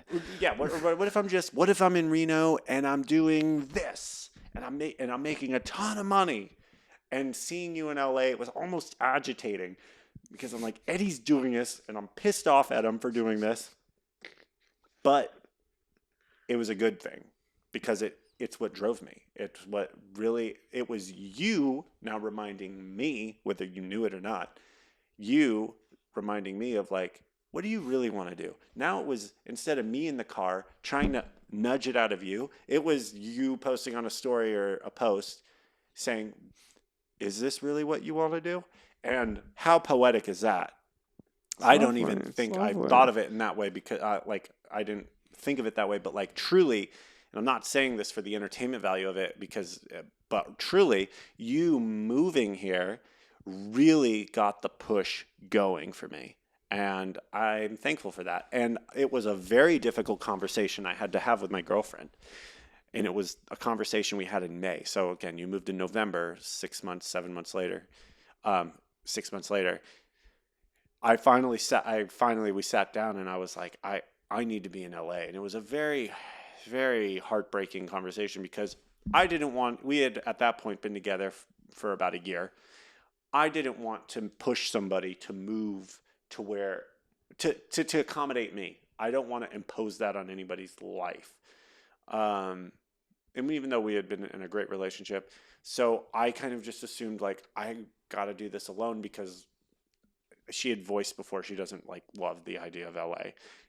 And fast forward to now, she's liking it a lot more than she thought she would. Mm-hmm. And not to say that this is like her landing spot for like her dream place, but she can be a nurse here, and that's what she's doing currently. And also, it worked out. She's in nursing school right down the road. Like that actually worked. It worked out perfectly because she got accepted there. But my whole idea is just this is where we have to be for our industry. Mm-hmm. I mean, we could do stuff in other places, but it probably wouldn't be as lucrative or as fulfilling. And it was you who pushed me in a way. How do you feel about that? Hearing that, what do you think about that when you it feels heard great. that? It feels great. No, I like like you kind of semi joked about the poeticness of it. Where It truly is, though. It's like it's not even like really. It is. Yeah. Where no, it warms my heart if anything. Good. Where it's because I credit you for pushing me, and then it's nice to take all of those insights and lessons that I was learning from just observing you and like trying to get to whatever like that push and be like, all right, cool, I'm doing everything in my power to get to a position where I want to be at a level where Royce will accept me for. I'm just kidding. And then it's like, all right, I'm again the similar feeling that you had where I had I had grown, whatever. Mm-hmm. I was ready for my move, and I guess for my move, because I had the Reno Film Collective at that point, where I was the head of coordinating a bunch of short films. You started that. I started that, yeah. Credit to you for that too. Yeah, thank you. Mm-hmm. 'Cause, again, I was trying to give people a place to go that would have opportunities that wanted to. I also didn't know how serious you were about everything. Because remember when I told you in the car when you had been like, I also want to do this, and I was like, did you just say that because I said that? Like, are you just trying to shut me up? I mean, I entertained it too because we both liked it, and but I was still like, I don't know how serious he is, but we still, ended up doing it. No, it definitely warms my heart. Is I guess my answer, and yeah, I'm happy that I was able to give back. Absolutely. Yeah. I mean, yeah, I appreciate you for that, and so. So I'm glad you like that. I was joking, by the way, when I was like, I swear I would never say this. Oh no, for like, sure. You're hyping it. Yeah, that's lovely. But yeah, cool. What else you got there? I was gonna ask. Let's rewind a little bit. Yeah. Pre-move, you kind of hinted at some of the projects you're working on. There's a couple of sagas I want to talk about. They're kind of a little bit interlaced. Okay. You extended your stay at the university. Yeah. Which is cool. I mean, I did the 5-year track myself. I was 6, yeah. You were 6. I was 6. That's fine. Nothing wrong with that. I think that's the norm. And you took the additional time to self-search and all that. That's why it took 6. Right. Right. All right. So you referenced JC, and then there's also you running for student body president. That was peak of my life. So JC. So however you want to jump into that stuff. Yeah. So I said earlier, JC was an idea I had gotten. If you're audio only, we talked about my God-given hair, right? Mm-hmm. And I have a beard, and my hair's long, And so it looks maybe shorter the way I tie it up, but it drops to about my mid chest. A little curly. And I remember before our internship, there would be times when I'd have my hair down and people would make this joke. They thought they were being so clever. They're like, "You look like Jesus." It's not a clever joke. It's not. But I don't know why it took me so many years to go, why don't I just embrace this? And I had the idea when I was, I kind of like played around with the idea right before our internship, and then during our internship is when I was like, okay, I want to make funny videos with this. I was like, what if I dressed up as Jesus, and and I said, well, first off, if I dress up as Jesus, I don't want these religious nuts to come after me, and I don't want anybody to be mad. So I'm never going to call myself Jesus ever. I will be JC. And nobody will know what JC stands for, J.C. Nobody will knows what it stands for other than me and a few people, and they will be my safekeepers of this way. If ever I was in a situation where people are like, you're being blasphemous, you're being offensive, and you need to stop, I can always truly say, I never once said I was Jesus. Yeah, but you dress like him according to what? Right. So anyway, I just need to say that going forward. Yeah. So I came up with this character, JC, and I was like, what if JC was the biggest Wolfpack fan? I remember the idea that I had that first came was a picture of Jesus at the time before JC was the concept. Jesus holding up a sign that said, even I hate UNLV. And that was where like the whole thing stemmed from, is like, that would be hilarious. Do you want to give context on the rivalry? Oh, yes. The school that calls themselves UNLV, which is really Nevada Southern. Much love to my UNLV friends, actually. But it's for fun.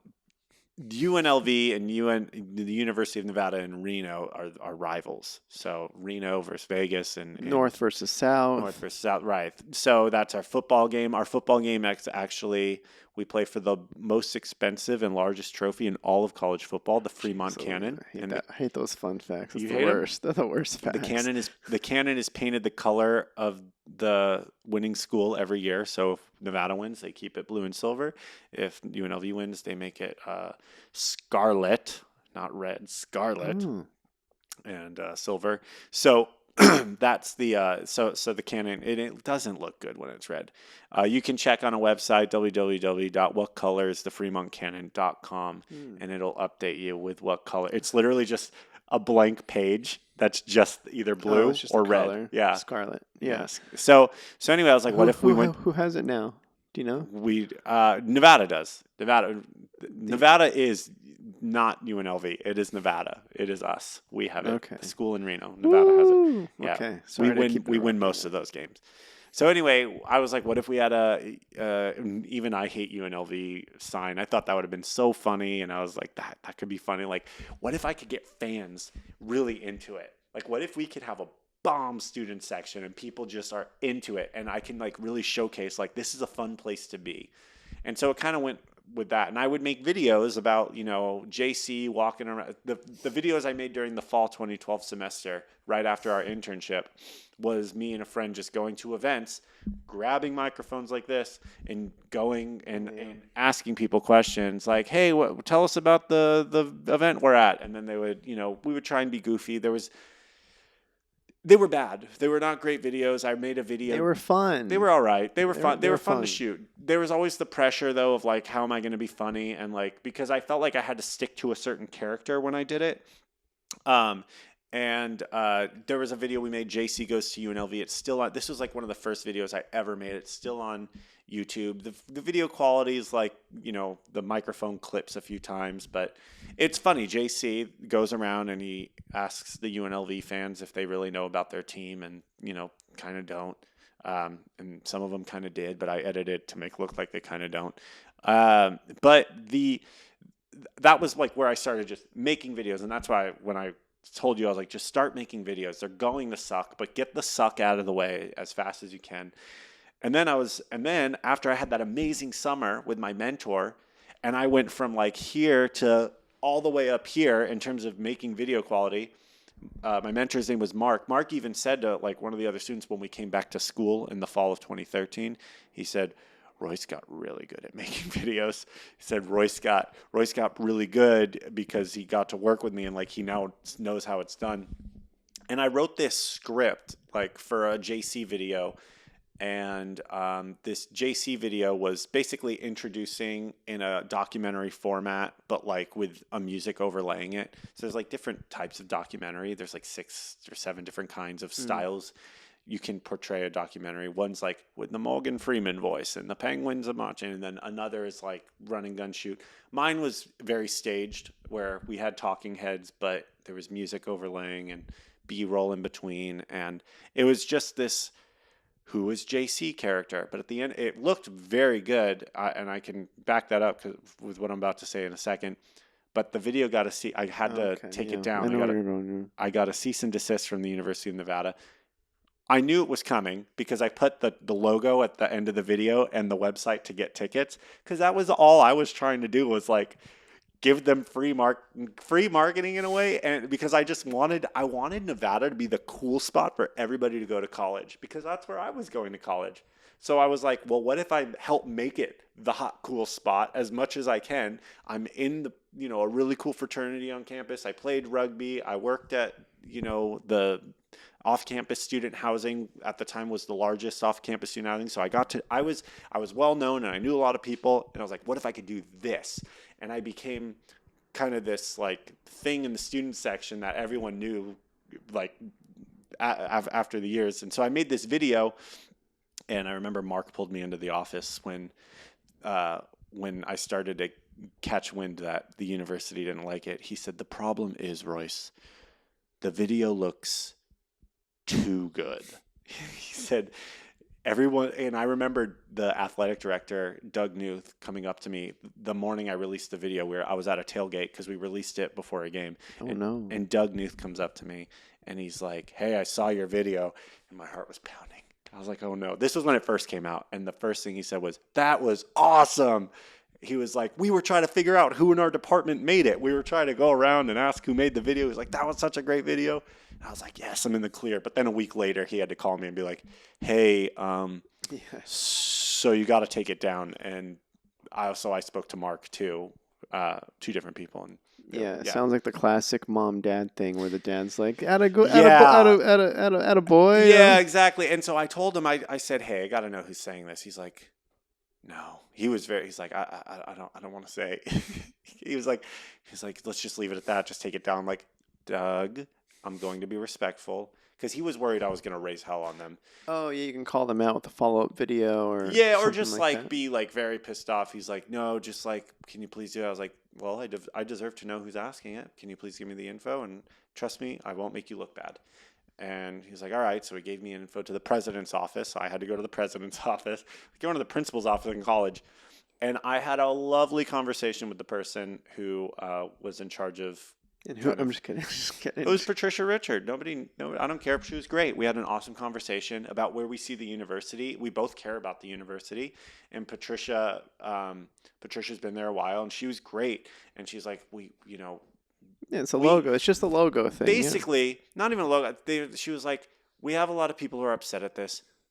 She didn't say this, but the idea was, we love the video, but we can't officially love the video because we love that the video has so much spirit and blah, blah, blah. Like, we don't maybe love the video where it stands and other things, but like, so I said, because I was speaking to a lawyer at the time, because I'm always prepared.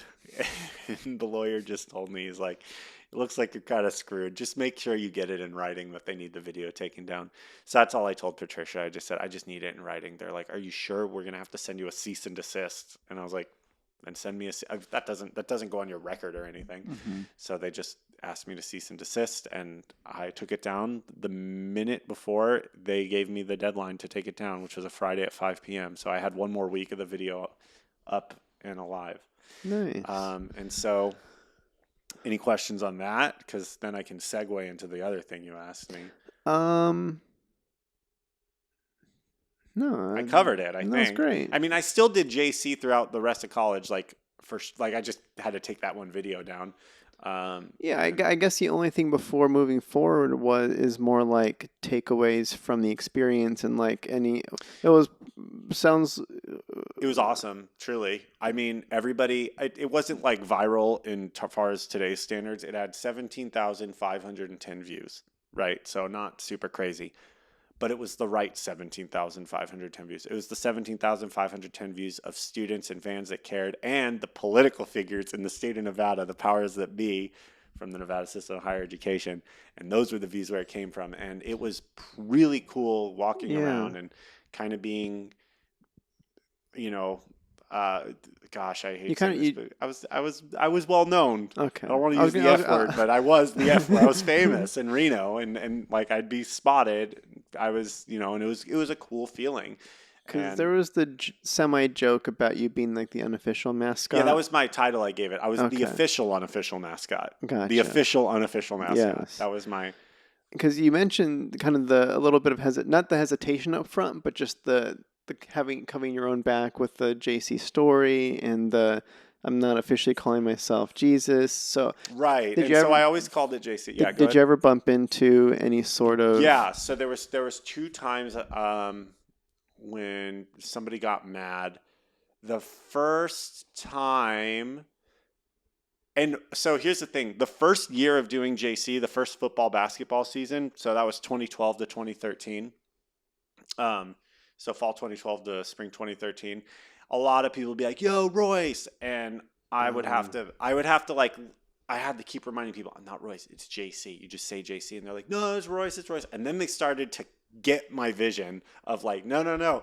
And then after a couple weeks, people would be like, "Yo, it's Royce," and people were like, "No, that's JC. We don't. Royce is his manager, right?" And they started to get the idea of like, we're creating a caricature, we're creating somebody who loves it. And also, I didn't want people to know who I was in terms of my name, my real name. Like when I made that JC video, I had the news hit me up and be like, "Hey, so who was it that was in charge of making that video?" They're like, "We got your information, JC. Who made the video?" And I was like, that person wishes to remain silent. I withheld when the Reno Gazette Journal, the newspaper, I didn't tell them the name Royce. I didn't want anybody to get mad. But there was two times when people got mad, I think, or offended. But it was funny enough, it was only in that first year because I don't think people quite knew what was happening and what the goal was. It wasn't really that crazy. Just some people were mad and they were just like, "Oh, stop doing that." And I was just like, and "Yeah, well, that's it's a free country." students One or was a student, and I just remember she's like, "Jesus wouldn't blah blah blah." I was like, "Good for him." I'm not. Did I ever? I didn't say I'm not Jesus because I would never say that too. I always mm, walked the line. I was always like, "Mine." I never once said I was I Jesus. cannot Am I? confirm or deny. Yeah. Yeah, Am I saying I'm Jesus? That was the fun part of it too. That was the beauty. People would be like, "You're dressed as Jesus." I'd be like, "According to what?" And they'd be like, "Oh, the Bible." Yeah, that description of Jesus doesn't really look like me from what I know. And there's not really much of a description. And second off, he was probably Middle Eastern looking. And then people would go, "Well, you're dressed like him." I'd be like, "According to what?" And even if I am dressed like him, am I claiming to be Jesus? Right? I just threw up. I made sure, sure that sure. I had it as a way where I was like, I had a shield. But I was very nervous the first couple times I did it because I was like, what are people going to think of, Now it's like, whatever. I remember Yeah, doing it in Jerusalem and getting nervous. That was one of the last times I did it. I did bring JC to Jerusalem because, people walking, I'm used to the double takes. People would be walking, but in Jerusalem, it's like, is this the real deal? Did anybody hear horns? Because that yeah. guy Can right we get a there. selfie with this guy? Yeah, I got I was popular at the market in Jerusalem, but and yeah, so and then another guy I think got upset, but like that I don't really Sure, remember that. sure. After that, everyone embraced it, and they were like, "This is awesome!" Like people would say, like even Jesus is a Nevada fan, right? Like that was the whole idea. Like who's if Jesus was rooting for anybody, and not me, I'm saying what other people would think. He's rooting for Nevada. That was the whole idea. Like, who could be the ultimate? Who could, if you could have The ultimate fan. one fan who's well known, who would it be? Well, that's hard to top that, right? Yeah, So that was the idea, and cool. then that was. I didn't think I would ever be so elevated and high from like. I felt like it was cool being known, but it was cool like getting that spirit. Like people would tell me, they'd be like, yeah, we tell people like our student section is freaking serious. We got this guy who dresses up. And like, I was trying to create that. People would ask me, they'd say, what if somebody else comes and dresses up? And I was like, I hope they Please. do. Like, Please, let's get the whole student section to dress up as whatever. Like, let's be crazy. Let's all get out there. And unfortunately, it didn't carry on too much, but people still respected it. So Yeah. I didn't think I could ever live that elevated ever again. And then fast forward to the next peaking year. in college. Yeah, I got you. Yeah, then I peaked in college the year after when I ran for student body president. Okay, so at this point you had already established the JC character. Yes. And can you give some context on what prompted this move and maybe like the status of the university at the time? And I loved it. Prompted the move to being running for student body. So now so the JC first started. Timeline is this: JC first started 2012-2013 school year. JC video happened fall 2013, so that 2013-2014 school year. Now go to my last year in college, 2014-2015, and somewhere along the lines, I just remember thinking, kind of having this idea once. It was like, what if I ran for student body president, but like I just told people not to vote for me? I was like, what if somebody ran for something and was just like, don't vote for me? This would be hilarious. Right. And it was just this idea that kind of lingered in my head for about a year. And then as student body elections came up, I was like, wouldn't it be funny if I did this?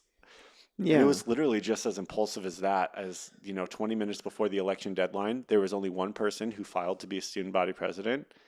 And I was like, screw it, I'm going to do it. And I clicked it. I was like, I just applied.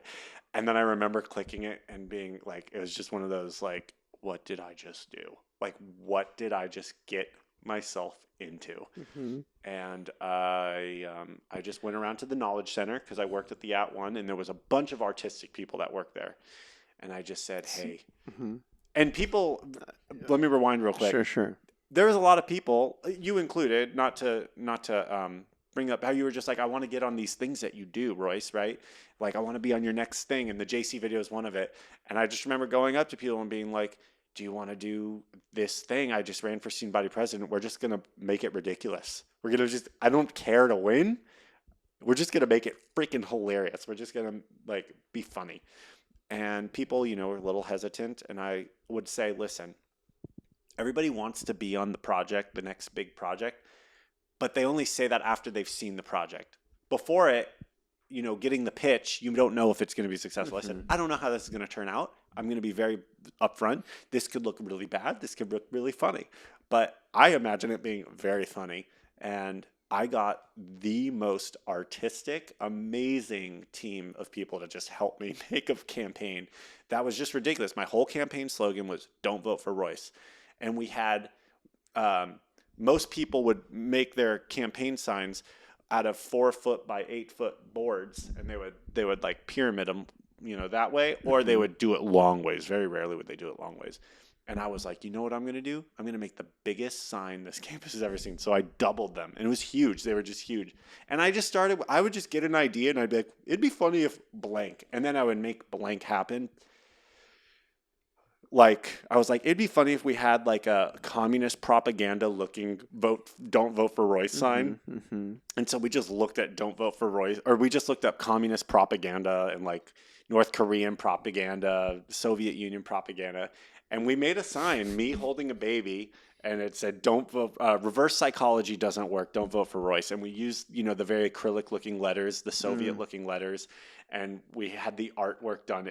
It looked very haughty, Haughty, right? Like very, very full of myself. Yeah, but that was the joke. Yeah, the joke was like this big shrine of me holding up a baby, and then like just other things I did. Then I was like, wouldn't it be funny if we made videos, but like of our campaign meetings, but they were like The Office, and then we would do it. And the thing, I didn't know what I was doing until I did it, and we were on tight schedules. It was like, I remember for 6 weeks, I probably averaged 6 hours of sleep every night for 6 weeks, which to some people, they're like, whatever. Me, I liked my, You're nine full. and a You're half, full. 10 hours of sleep. But also, that's every night, not just 5 days a week, 6 hours. I'm talking every night. I did not sleep. We were up painting signs.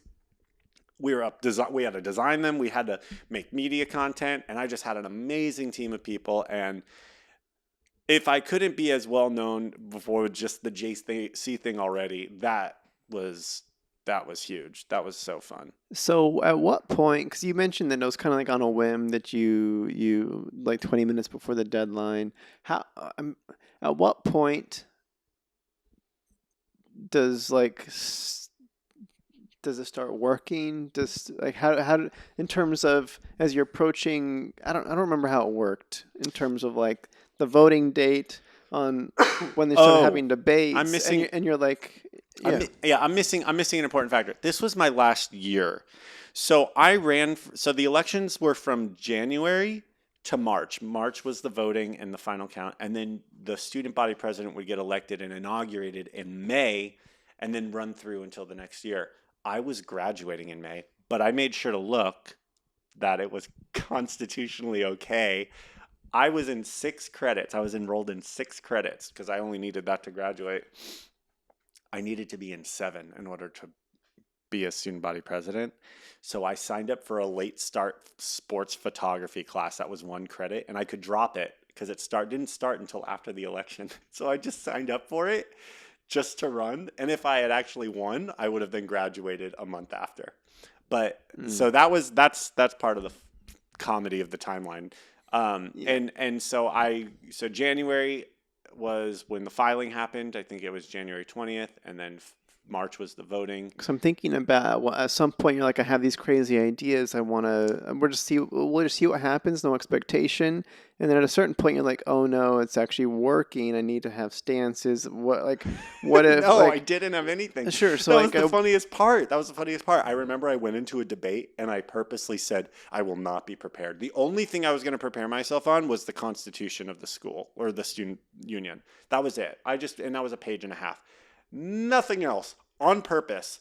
My whole thing too was just, if I had not ran, this other guy would have ran unopposed and won by default. He wouldn't have needed to try. And I think he thought that that's what was going to happen. And then I came in very late. I announced it very, very late. So he hit the ground running on week 1. Vote for me, vote for me. And we had nothing. Because I remember when I clicked file, I said, what did I do? It was like my whole world was like, what did I get into? How much work is this going to be? And it was a lot of work. But then the week after of not having anything, because we would just think of ideas and we'd be like, how soon can we do this? Let's do it. And we would just do it and we'd make it happen. Yeah. And despite only being in 6 credits, I was also doing an improv class through UCB that came to the university, and running. I was still working too. It was a lot.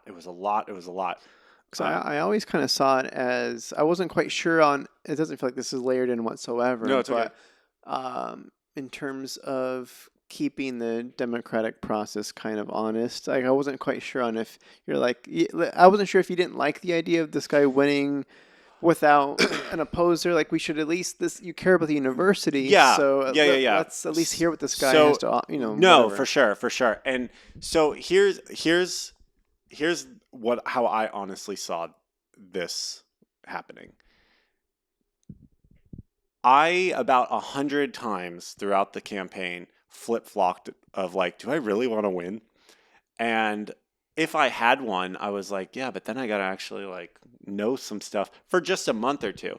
And because I would have been gone. Not even that, probably just like 2 weeks. And so at the end of the campaign, I had to go on a field trip for mining engineering. We had to take a field trip out of state, and ours was in Canada. That was our field trip. And so as the election, like the last 2 days of the election, I was out of town in Canada. But I remember I was just thinking, I was like, man, I truly think I could have won this thing. And here's why. We set, at the time, the student voter turnout record. Most times it's about 12% student voter turnout. We were at 20%, which was pretty huge. I got a third of the vote. I had over 1,000 votes. My opponent had close to 3,000. He was approaching 3,000. So I had a little over 1,000. So I had about 33, 34% of the vote. But I remember thinking, man, if I was there and if I had kept pushing hard, I think I could have won it. Because I held back on campaigning publicly to people. A lot of people, though, thought I was going to be a great president. And some people were just like, this is funny. Let's see what happens if this guy wins. And if I did, because I was finding out throughout the campaign too, a lot of people didn't like the other guy for whatever reason. If you end up watching this, I'm sure you're great. But a lot of people were like, no, I don't like that guy. I don't want him to be the president. And so keeping the democratic process honest, it would have happened. If people really didn't want him to win, or if they just for whatever wanted to vote for me, then I would have done it, and I would have done the best that I could for 2 weeks. And the vice president, who did care, would have been the president. I kind of like the idea of, even if there's no expectation of you winning, there's still the process of informing the voters of, like, he wouldn't have any excuse to. He's not going to. I don't know how it would work if there's no opposer. Like, there's no reason to go up and answer or debate. No, you're not going to. I don't know how it works, but it gives an opportunity to showcase policies and what is your plan. Sure. See what does prepared look like comparative to unprepared. So I had to do a debate. Like I said, it was just one, right? One debate, and I felt this one. I was very nervous for it though, because the moderator was Mark Johnson, who was the president of the University of Nevada at the time. So cool. And Mark is an important guy, debatably the most important guy on campus. He is the most important guy on campus because he's the president of the campus.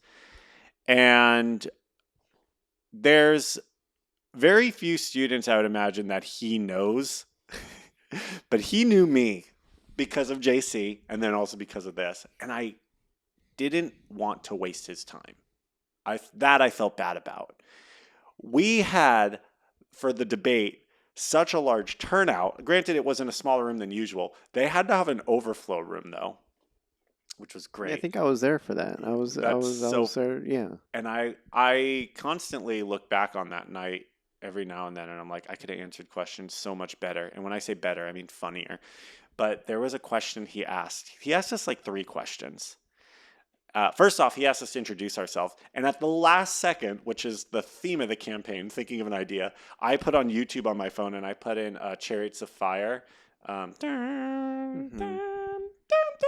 Right so I put that on my phone. I didn't know if it was going to work. So I got really nervous because I was like, what if this is one of those versions where like 30 seconds in, some guy comes in and is like, hey guys, thanks for watching the video. Make sure to like, right? I didn't want it to.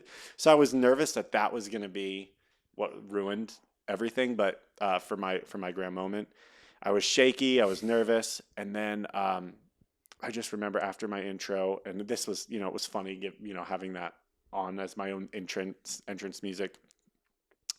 I would just be writing, and people were wondering, they're like, what are you writing down? Because in a debate, people write stuff down, so I had a note, pen, paper. Okay. And people are like, what are you writing? And I literally just the entire time, I was just writing my name. It's not like a full of myself thing. I'm good at like practicing writing my name. So I like the way my hand motion works when writing my name, or any, I'm sure everybody has with their name.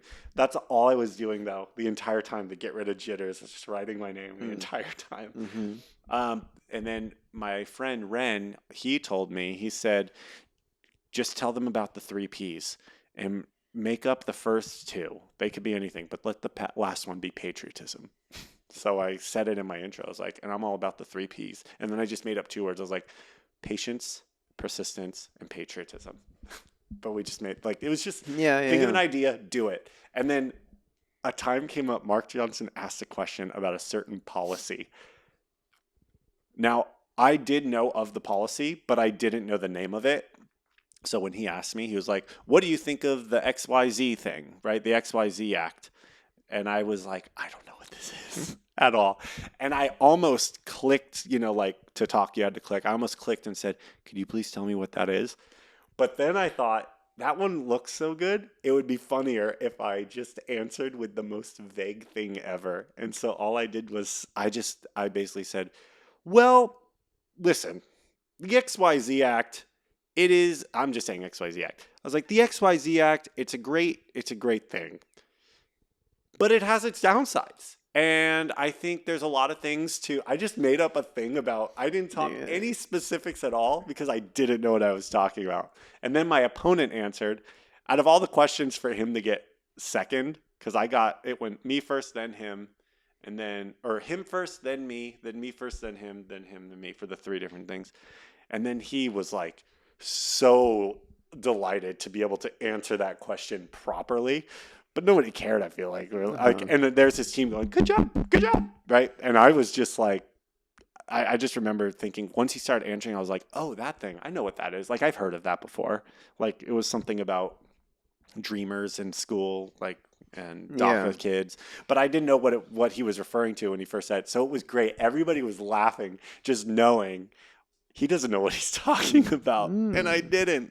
But it was funny. Yeah. It was for the comedy, and in the end, I'm glad I didn't win because that would have taken more work. There was definitely more comedy potential to be had if I did one, but that would have taken more work where I was already so far behind on schoolwork, and I probably would have had to have gotten. Yeah, it's for the best. Yeah. I probably would have gotten expelled. What do they call it? Impeached because of my grades, and I wouldn't have passed, and I wouldn't have graduated. Mm-hmm. So, for the bigger picture, because the only policy I remember you guys pushing. Oh yes, this was big. Is it the toilet paper? Toilet paper. We said we have to have something that we run on. And I was like, you know how I got this? Well, I just said, who would be the stupidest sponsor ever? And I don't know why. I just said, Charmin toilet paper. So what I did was I said, yeah, Charmin's sponsoring us because we believe, and then I tied it in. I said, because we believe that the toilet paper on this campus is crappy. No pun intended. We would say that we would tell people. We wouldn't say we were sponsored by Charmin, but we would allude to it as if we definitely were, but weren't allowed to say. So we'd say, are we sponsored by Charmin? Cha-cha-cha, Charmin, feel the difference? No, we are not sponsored by them, who are a great company. And we would just say stuff like that. And during the debate, I whipped out a big thing of Charmin. Were you there? Do you remember that? He said, what do you believe in? And I said, we need better toilet paper. Boom. And I said, logo out, right? And so Charmin had no idea we were doing this. And we were hoping, though, that they could at least see it in through social media somehow. Never got to them. But it was a great time. For 6 weeks, it was the buzz of the campus. We had funny campaign signs. We had funny campaign videos. It forced the other team to step up their game. And I know for a fact they were very concerned that they were going to actually lose and they were going to be very embarrassed. And I totally understand that because that would be embarrassing to lose to somebody who's not necessarily inclined and knows nothing. But I checked off, in college, I checked off all the boxes. I played rugby. I worked on campus and off campus at very, cool spots. I was in a fraternity. We were in the founding major of the school. I was very Nevada. And then I did ASUN, which is our student government, Associated Students, the University of Nevada. So congratulations. So I did it all. No, you did. I did. And man, that was peak performance. Stop. It doesn't. You're implying. Well, it's like a half of applying that. You'll. It doesn't get better. If you're gonna say life gets better, it doesn't. That was the peak pinnacle of. Hopefully not. But then those are pretty high highs for sure. I lived college. I loved it. I did not. So I did not. Which we don't have to talk about here. But there's not much to talk about. Yeah, exactly. And that was the whole story. Yeah. I pretty much watched Royce live college. I was like, that looks really fun. Can I be a part of that one video? And then sweet, I'm good. You were part of a couple. You ever don't vote for Royce? Yeah. Man, I was under so much stress. Sorry if I was snippy for anybody. On that? No, on Don't Vote for Royce. That was great. Low sleep. We didn't have good scripts really after it wasn't great. Fun. I look back on it and I'm like, fun. we could have done it so much better. They're fun. It was fun though. And under the circumstances, plenty good. Yeah. Is my take.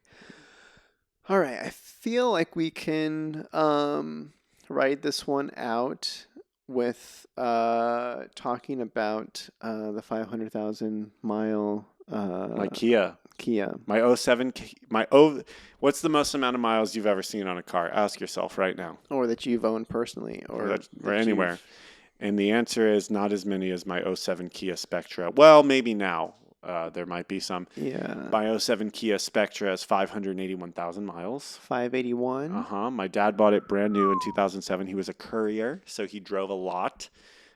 He would he would probably get an oil change once every 2 weeks, 2 to 3 weeks, and he took care of it. And so, same transmission. He needed one new clutch, and that was at 516,000 miles. So his car broke down at 516,000 miles. And he put it in the shop. We weren't sure what it was, but he started renting a car. But also at around that time is when he got sick, and then he got cancer, or we found out he had cancer. He probably had it for much longer. And then he eventually passed away. I inherited the car. We always talked about taking it to 1,000,000 miles.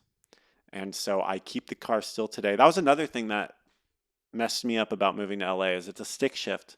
And I didn't want to Ooh, drive a stick in traffic, and I hate it still. But to make things worse, going into second gear, which is a big traffic gear, it would grind. It would go grrr, right. So I had to like play around with the levers, the clutch, and the acceleration before I could properly shift it. And even then, still it didn't work sometimes. And I was like, I don't want to deal with this when I go to LA. But I eventually got it fixed, and still same transmission. I did get it a little touched up though while they had the transmission open to fix that. mhm. But same transmission, only one clutch change at 516. And because I told my dad we're going to take it to or we talked about taking it to 1,000,000, so I've kept the car, and we're at 581 right now. So he passed away in 2014. So in 8 years, well, not fully 8 years because I didn't get the car until November. That's less than 10 a year, Yeah. right? Yeah. So he's done, and I'm not at that mark yet. But so it was more remarkable in 2013 saying, "What's the most amount of miles you've ever heard on a car?" And then somebody might say more than 500,000, and then you'd be like, "Okay, well, how old's the car?" And they'd say, "Oh, it's an '87." This, and then we would say, "Ours is an '07," because in 6 years, Oh yeah. as far as I know, it was on world record pace for a car to hit 1,000,000 miles. And it was a Kia, and everybody's like, "That's a Kia," and every mechanic is like, "You take so good care of this, such good care of this," and so we're keeping it going, and that's special to me, Mm-hmm. and I'm glad I kept it. So you have it here, Have it here, and and that's your normal commuter it's my car? normal commuter car. Okay, It is what I dang. drive. It's a beast, and I love it. But I'm also really hoping 1,000,000 comes sooner rather than later because a Well, Tesla I mean, also seems nice. at this rate, we'll see. Yeah, We'll see. We'll It'll have to see. be my son carrying on. Uh, Uh, yeah, but hopefully. because I know my car died out this last summer at 200,000. My Honda Civic. Did you give it oil every 3,000 It miles? was not well maintained. There you go. I have a history of Neglect. neglecting my There you machine, go. transportation machines. The Ford Ranger died. The Honda Civic died, and my motorcycle blew. All my cars are I dead. blew a couple of engines on my motorcycle as well. Yikes. So good luck to my new car. We'll see. I'm Is that- trying to do a little bit is that a better. And Fiat? the little baby Fiat. Fiat? Yeah. Yeah. Yeah, you're gonna get a lot more parallel parking opportunities Oh, out of that was that. so good. I love it. Yeah, I love that's it. nice. Yeah. So, anything else? That's. We'll just see where things go forward. You know, I was supposed to do the Joe Rogan podcast, but I told him I was booked with you, and so I'm keeping this. Priorities. Yeah. Love it. Mm-hmm. So who knows? Who knows what is to come in the future? No, this is great. Either of us. I guess the only question I don't know that I usually jump to. You kind of talked about it a little bit already, but it is a new year. It is We're a in new year. 2022. 2022. What are your do you do an expectations setup, or how do you approach Yes. this Yes, new I do. thing? Yeah, how do you do I it? started this last year. where I have a calendar, and I was pretty on it. It's over there. It's behind the camera. Yeah. I have a calendar, and I try to make monthly goals because year goals can get lost after a few months. So I try to do monthly goals. And all of last year, I have physical goals, like physical fitness goals, and or I have physical fitness tests that I do every month to see where I'm at and to monitor myself and to make sure I'm not falling out of shape. And I What do you have an example of a goal? Like, do you go and time your Right. mile, or what do you do? Yeah, so I have a series of tests. So they are the mile, they are amount of push-ups I could do in a minute. Here, I have it on my phone. Where do you go for the mile? How does that? Your Well, phone's on the. where's Is my that phone? over Here's there? my phone. Let me grab my phone. Where do I go for a mile? Well, Eddie, we live in the Valley in Los Angeles, and one of the beautiful things about the Valley in Los Angeles is that each main street, it's a grid, right? The valley is much of the valley is a grid, and the distance between each main street is half a mile. Now, if you're going north-south, this way, if you're going north-south, that's each half mile is cut up into 8 streets. And if you're going east-west, each half mile is cut up into 4 streets. So I could just look at a map and determine how many, like, I need to go half a mile, either half a mile, one full block this way and back for a full mile, or I can do 2 this way and 4 north, right? Like 2 east, west, 4 north. Of course, I mean, the issue with that, of course, it's not like a true track. If it isn't, and so you have those traffic lights, it's not going to be So, and that's the thing. I run in the neighborhood. That's the thing. I run in the neighborhood, and there's no traffic lights that stop me. Am I maybe off by 100 feet or so, or okay, it's whatever. close enough for it's what close you need. enough because it's pretty Accurate.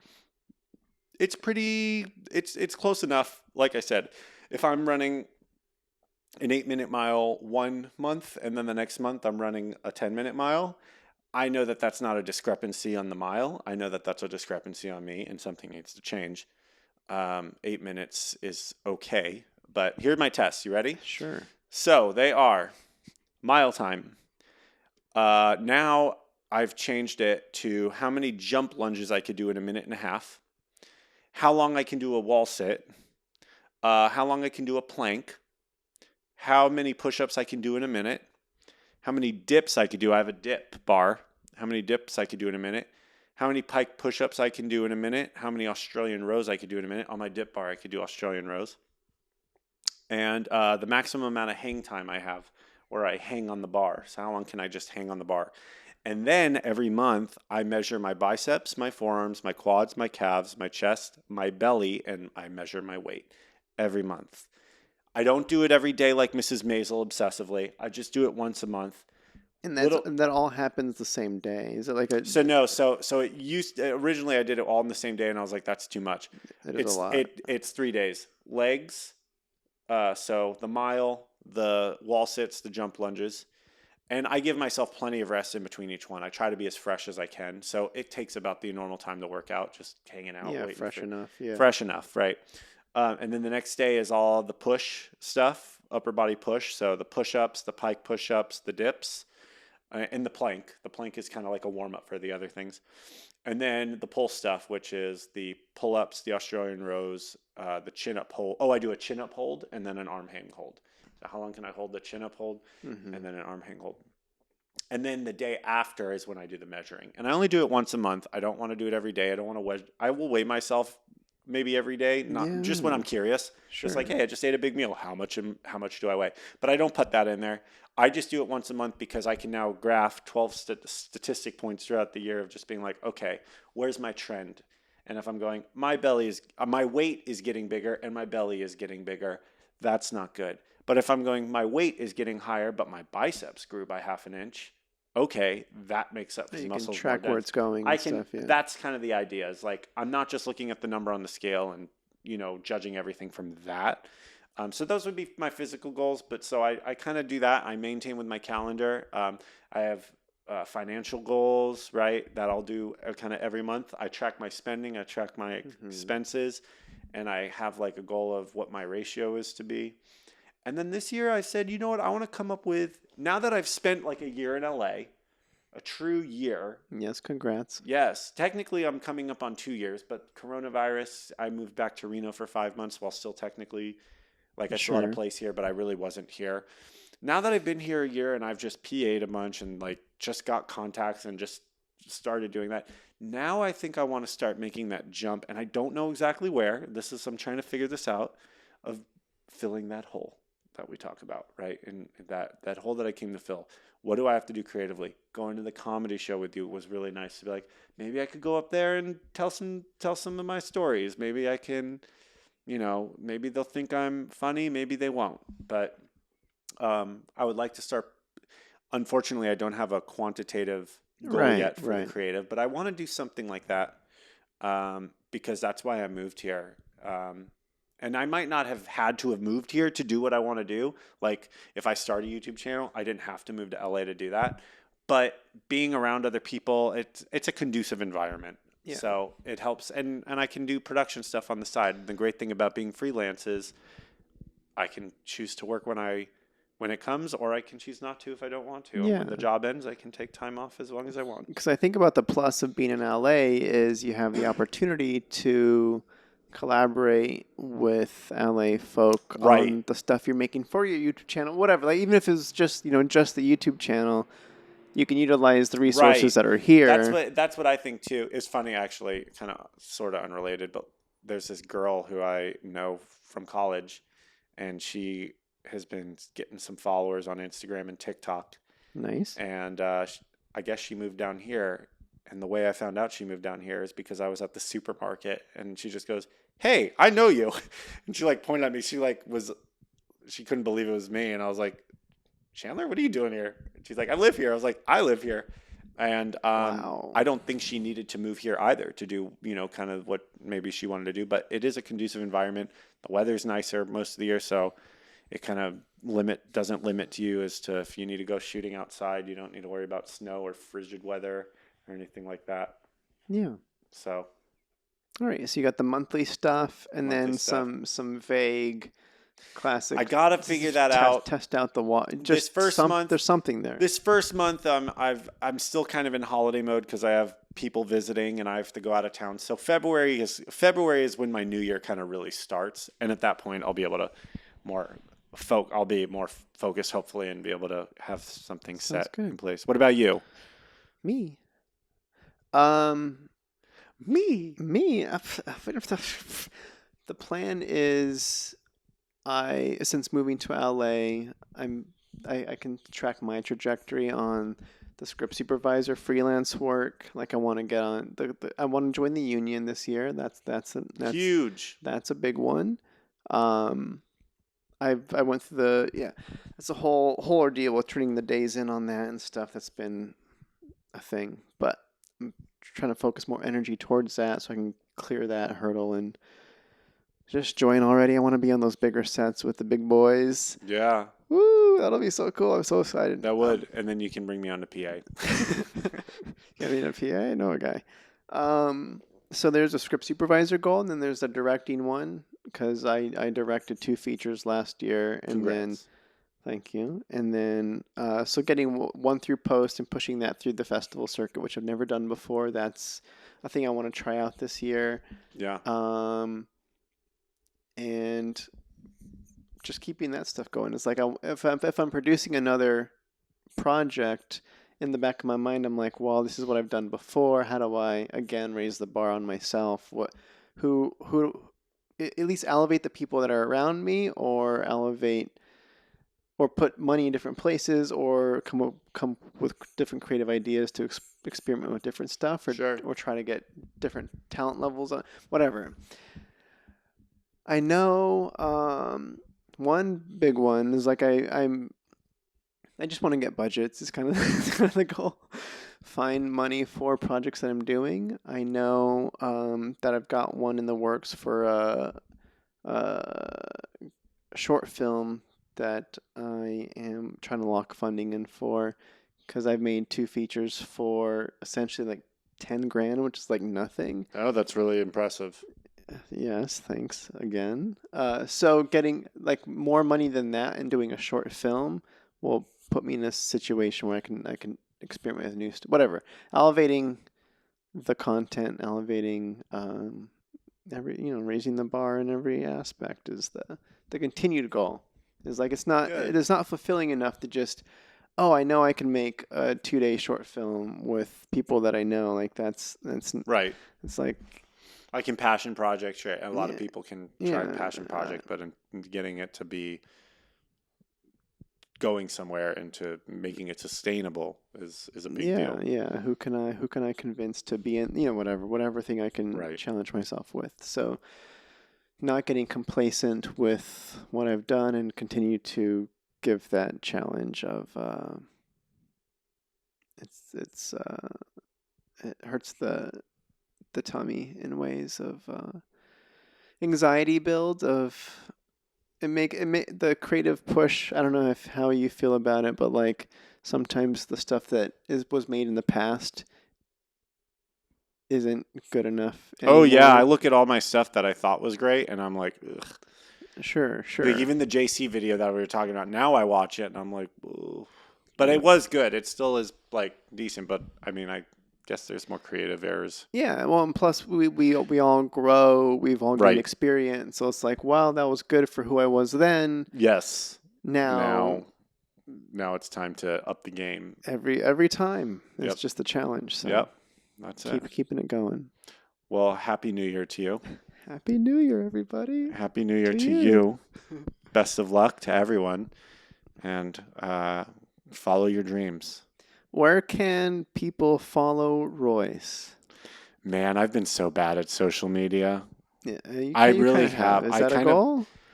you Probably know, not. though I You don't remember need- the last New Year's goal that I truly like nailed was in 2017. I said, I want to be better at posting on Instagram. And I posted 14 times that year. And I was like, heck yeah. But I also had a very eventful 2017. So after that, I kind of stopped posting because nothing got like I didn't go and travel the world like I did. And so if people want to find me, I guess the best way would just they can Instagram. Instagram. They can Is that the best first casual yeah follow? for I guess so. Or Is that the place where you're gonna be where you would post updates if you were up to stuff? yeah, I That guess would be the so. I place. guess Instagram would be good. Maybe I should get better at Twitter, but you can find just Royce Feuer, Feuer, if you wanna search it on Instagram. I'm the only one. I'm the only one on Awesome. Twitter and Instagram and in the U.S. Bank and Wells Fargo banking system and Facebook. So Great. yeah, Cool. I guess we'll leave it at that. we'll leave it at that. I really have to pee, so You I did hope we do leave. great. Yes, Looking forward to all watching me pee. Yes. Great. All right. Bye, everybody. Okay, goodbye. Boom, boom, boom.